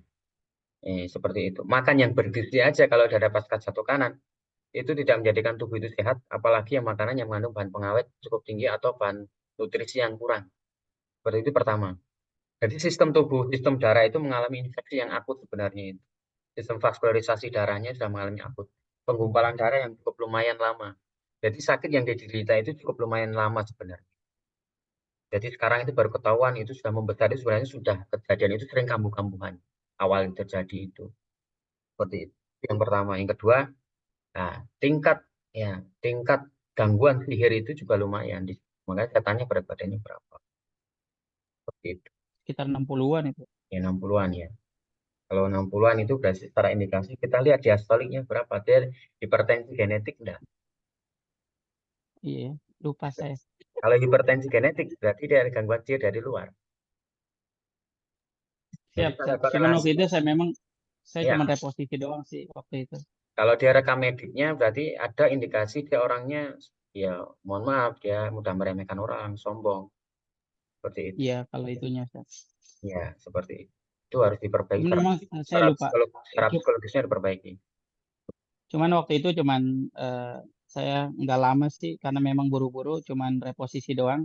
Cuman agak melembek setelah itu, saat Ya, itu doang memang sih. kalau reposisi Belum itu saya akan datang lagi. mengembalikan emosi, itu akan mereda deh, emosi akan mereda. Nanti cukup hanya suruh banyak-banyak istighfar sama mendekatkan diri kepada Allah, itu zikir pagi petangnya dikuatkan. Itu aja. Caranya ke depannya itu banyak-banyak istighfar, zikir pagi petangnya dikuatkan saja, dan memperbaiki silaturahmi di antara keluarga. Oke, otomatis kalau memperbaiki silaturahmi, maka nanti pintu maaf itu akan terbuka secara sendirinya. Yang dulu pernah disakiti. Siap, siap Ustaz, siap. Sama-sama Ustaz. Syukran Ustaz. Ya, sama-sama Ustaz. Wabarakatuh. Ustaz Rizky silakan, mau tanya apa? Jadi Ustaz, mohon penjelasan kembali Ustaz. Yang di poin 1, 2, 3 itu memang kan normalnya tensimeter orang Ustaz ya. Iya, betul. Kemudian yang nomor 4 itu dia kalau memang ada jatuh kanan maka akan naik dari Ya, normalnya jadi 101. Kemudian yang betul. kelima kalau ada kiri dia akan turun detak jantungnya jadi 9. Nah, pertanyaan Anda yang mungkin bisa dijelaskan kembali dengan perlahan agar bisa Anda mencernanya. Yang nomor 6, Ustaz, selisih diastolik nih Anda masih bertanya-tanya nih. Dan detak jantung kisaran 16 digit ke atas maksudnya bagaimana ya Ustaz? Kalau kita kan ini rumus untuk mengetahui pasca jatuh. Ya, kalau dia nanti antara perbedaan diastolik dan detak jantung itu, kalau sudah ada selisih 16 digit ke atas, berarti dia sudah disimpulkan terjadi pasca jatuh. Nah, seperti itu. Kalau detak jantungnya dia lebih tinggi dari diastolik, maka jatuhnya di kanan. Kalau detak jantungnya dia di bawah diastolik, dia jatuhnya kiri, yang dia mempunyai selisih 16 digit di antara detak diastolik dan detak jantung. Jadi pahami belum? Sekali Ustaz, coba Ustaz, mohon Ustaz kali. Ya, tidak apa-apa. Nanti. Apa? Jadi gini, Ah, kalau dia ada pasca jatuh kanan, maka detak jantungnya diastoliknya 80, maka hmm, detak jantungnya akan naik 16 digit atas. hmm, Itu dia ada pasca jatuh di atas. posisi kanan. Hmm. Kalau dia nanti jatuh di posisi kaki kiri, detak diastoliknya 80, berarti dia akan turun 16 digit ke bawah kalau dia ada pasca jatuh di posisi lateral kaki kiri. Berarti dia 69 dan seterusnya, Ustaz. Ya, betul. Oke, dipahami yang nomor 6, Ustaz. Paham ya? Ah, Nah, paham. Jadi begitu untuk mengetahui bagaimana kita melakukan gerakan reposisi yang terukur. Gitu. oh, Gitu. Jadi ini diperlakukan gerakan reposisi yang terukur karena bidang Hodgkin biomekanik itu berpengaruh penting ke dalam sistem tubuh. Jadi ketika dia melakukan reposisi itu kita mempunyai data, mempunyai ukuran standar. Oh, ini udah ada pasca jatuhnya. Kalau dilihat dari sistem tensinya, tapi kalau dilihat dari bidang Hodgkin itu juga bisa kita tahu tentang pasca jatuh kanan maupun kiri untuk menentukan gerakan reposisinya seperti itu. gerakan reposisi. Kadang kan teman-teman ya mohon maaf, ada yang hanya panjang, ini pendek kanan, pendek kiri, langsung direposisi tergesa-gesa. Padahal dia tidak bisa mengetahui ini jatuh kanan, ini dia pernah jatuh atau enggak kan gitu. Kalau dia tidak pada pasca jatuh, reposisi itu berbahaya fatal. Fatalnya apa? Ya dia akan merubah sistem anatomi fisiologi tubuh. Yang seharusnya seimbang menjadi antagonis. Seperti itu, saling melawan, saling menarik hukumnya. Begitu. Itu yang menjadikan kalau kita tidak memahami biomekanik secara utuh, seperti itu berbahaya banget seperti itu. Makanya bagaimana kita cara mengkorelasi biomekanik keilmuan disiplin ilmu itu secara utuh, secara benar gitu loh. Agar tidak nanti menimbulkan keluhan yang di kemudian. Jadi pasca orang yang pendek kanan, pendek kiri itu adalah bentuk responsif tubuh. Kalau pendek kanan, oh berarti orangnya aktivitasnya tinggi atau dia tidurnya terlalu malam atau dia kekurangan, terjadi dehidrasi, terjadi infeksi, terjadi peradangan. Itu saja. Oh jadi dia kalau pendek kanan berarti dia makan kurang sayuran atau kurang makan buah-buahan, begitu. Itu pendek kanan. Kalau pendek kiri, oh dia banyak duduk, oh dia siang dan sore dia ngemil, oh kolesterolnya baru naik, kan seperti, oh dia terjadi diabetes, pendek kiri kan seperti itu. Nah itu akan terjadi seperti itu. Itu pendek kaki kanan dan kiri itu bentuk responsif tubuh. Tetapi kalau dia ada pasca jatuh itu boleh direposisi karena dia akan menimbulkan keluhan yang akut ke depannya dalam jangka pendek. Kalau faktor aktivitas ya pendek kanan dan kiri itu akan menjadikan keluhan di jangka panjang kemudian harinya. Umur 50, 55 tahun, 40 akan terjadi keluhan yang tidak kita inginkan di kemudian hari. Seperti itu. Baik, Ustaz, terima kasih. Jazakallah khair. Ya, Waalaikumsalam, sama-sama, Ustaz. Sudah dipahami ya? Sudah semakin jelas, Ustaz. Oh, Nanti siap. terima kembali, insyaallah. Masya Allah. Kalau untuk umur 20 tahun ke bawah menentukan pasca jatuh bagaimana, Ustaz? Kalau umur 60 tahun ke bawah itu untuk menentukan pasca jatuh bisa dilihat dari pijat 2G atau kalau untuk umur 20 ke bawah pakai oximeter. Nanti bisa letakkan detak jantungnya kanan dan kiri. Jadi kalau anak di umur 20 ke bawah itu tulangnya masih sempurna, masih 300-an lebih. Kalau kita sudah menyatu 209, 208, sekitar itulah 206. Bukan hilang tapi menyatu. Jadi anak kecil itu lebih mudah, orang yang pasca jatuh itu lebih mudah kembali sendiri dengan gerakan rotasi seperti itu. Makanya kalau anak di umur 80 ke bawah ya untuk Ustadz Apri itu hanya mengambil dari hasil detak jantung kanan dan kiri saja. Itu nanti kita bisa membaca. Nanti keilmuan untuk anak ya, untuk mengukur sistem anak nanti di sesi yang akan di bulan berikutnya seperti itu. Nanti akan saya jelaskan. Jadi nanti ada trapnya ini nanti untuk pemahaman selama kita ya kelas ini nanti ke depan semakin akan kita tercerahkan bisa untuk mengetahui. Jadi mohon nanti bersabar ya seperti itu. Pelan-pelan kita nanti ya memahaminya seperti itu. Mungkin itu ya tetapi kalau untuk anak itu mengembalikan pasca jatuh itu lebih mudah. Lebih cepat daripada orang dewasa umur 20 ke atas. Jadi cukup dengan gerakan rotasi. Jadi contohnya begini, anak yang skoliosis itu ya.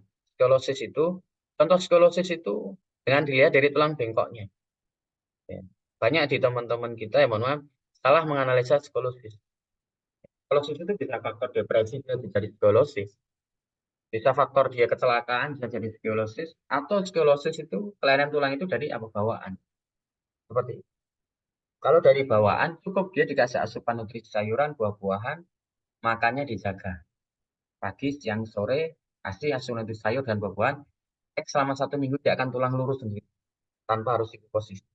Ini bahayanya teman-teman di skoliosis langsung direposisi. Sakitan. Artinya bermasalah di tulang belakangnya. Di kolumna vertebranya. Sedangkan kolumna vertebra adalah tulang vital yang dimana ada sumsum, ada saraf kanan dan kiri. Dan hormonnya seperti itu. Itu yang pertama. Yang kedua, faktor skoliosis karena faktor depresi. Itu bisa mengalami depresi akan mengalami skoliosis. Dengan gerakan rotasi masuk, cukup dia akan lurus sendiri tulangnya. Yang direposisi itu adalah faktor skoliosis karena faktor kelainan tulang yang karena faktor jatuh. Dan dia menjadikan penggeseran tulang kolumna vertebra. Itu bisa direposisi, boleh. Tapi karena faktor bawaan, karena faktor dari bawaan, dan faktor karena depresi, itu cukup dengan tadi. Dengan gerakan rotasi masuk, dan menjaga asupan nutrisi buah dan sayuran dari pagi siang sore, itu skoliosis. Ya, tidak perlu direposisi, berbahaya. Seperti itu. Berhak didepositi adalah mereka yang punya pasca jatuh. Berhak yang didepositi. Contohnya itu kan ada bawaan, ada yang memang faktor depresi seperti itu. Nanti kita akan jelaskan orang pasca jatuh duduk yang sebenarnya tulang ekor itu jangan dicongkel sekali lagi ya. Tulang ekor itu memperbaikinya sangat mudah. Orang yang pasca jatuh. Orang pasca jatuh duduk itu ada 3 faktor item dan kita akan jelaskan orang pasca jatuh duduk nanti akan kita jelaskan dari fisik psikologisnya dan gangguan psikisnya. Seperti itu. Nanti tanggal mainnya seperti itu. Mungkin ada pertanyaan yang lainnya dari teman-teman, silakan. Tafadhol. Nanti kita 5 menit nih. Ayo untuk 2 penanya atau 1 penanya boleh, silakan. Tafadhol. Ustadz Afwan, kalau diastolik di bawah 80 itu artinya apa tadi Ustadz? Maaf. Kalau untuk di bawah 80 berarti dia indikasinya kurang makan. Nutrisi, jadi Oh, dia makannya tidak stabil. Jadi makan iya, siang betul dan sore Ustadz. itu kadang sedikit-sedikit atau Iya. dia kadang sehari itu tidak makan, hanya sore aja makannya seperti itu. Baik Ustadz. Kalau diastoliknya di angka 50 ke bawah itu menandakan bahwa tulangnya belakang dia rapuh. Seperti itu. Nanti kita lihat ada orang yang mereka mengalami nyeri di tulang belakang. Ya, kalau diastoliknya di angka 50 ke bawah jangan diterapi, berbahaya. Pasrahkan ke medis karena dia tulangnya rapuh. Seperti itu. Dia daya sakitnya itu di level tertinggi sakitnya di tulang belakang, level tertinggi. Jadi kadang dia gerak sedikit sakit, makan aja dia merasa sakit tulang belakangnya seperti itu. Jadi nanti kalau diastolik di angka 50 ke bawah, jangan sekali-kali diterapi. Pasrahkan ke rumah sakit yang berkompeten untuk menangani itu. Nanti biasanya dikasih injeksi dan Iya, obat baik. dulu untuk pereda nyeri dulu, ya, untuk menaikkan imun sumsumnya atau nanti injeksi sumsum ya bisa jadi akan nanti diperbaiki dulu. Nah, setelah itu nanti dia akan perbaikan sendiri atau bisa diterapi kalau sudah diastolnya di angka 60 ke atas atau 55 ke atas itu boleh diterapi. Seperti Baik. itu. Seperti itu, Ibu. Afwan Ustadz, lagi kalau yang detak jantung di bawah 80 misalnya kisaran 70 gitu, indikasi apa Ustadz? Kalau 70 itu berarti ada indikasi sistemnya akan mudah ngantuk, tanda-tanda mau diabetes kering, tanda-tanda mau kolesterol, gitu. Hmm. Seperti itu. Iya. Secara psikologisnya orangnya ngambekan, cemburuan, itu yang pertama. Terus dia rasa memilikinya tinggi, seperti itu, punya keinginan yang cukup lumayan, dia punya was-was, bisa dilihat was-was, Baik. orangnya Jazakallah. orangnya mudah grogian, seperti itu, tidak percaya dirian, seperti itu. Dan tadi ditanyakan lagi, silakan tafadhol. Jadi di aplikasi nanti itu sangat mudah nanti. Di situ ada buku modul yang e-book-nya, terus ada lagi ada hasil tensi tinggal diklik keluar deh nanti identifikasinya sama solusinya. Jadi untuk membantu kita untuk klien untuk konsul secara online atau membantu diri kita sendiri untuk menganalisa kita. Jadi tinggal dimasukkan sistemnya berapa, hasilnya berapa, detak jantung berapa, diklik, klik, nanti keluar ya hasilnya itu nanti. Secara otomatis sistemnya gitu di aplikasi. Nanti yang terpenting jaga amanah aplikasi itu jangan disebarkan kecuali alumni seperti itu. Mungkin tambahan dari saya. Ada pertanyaan lagi? Tafadhol.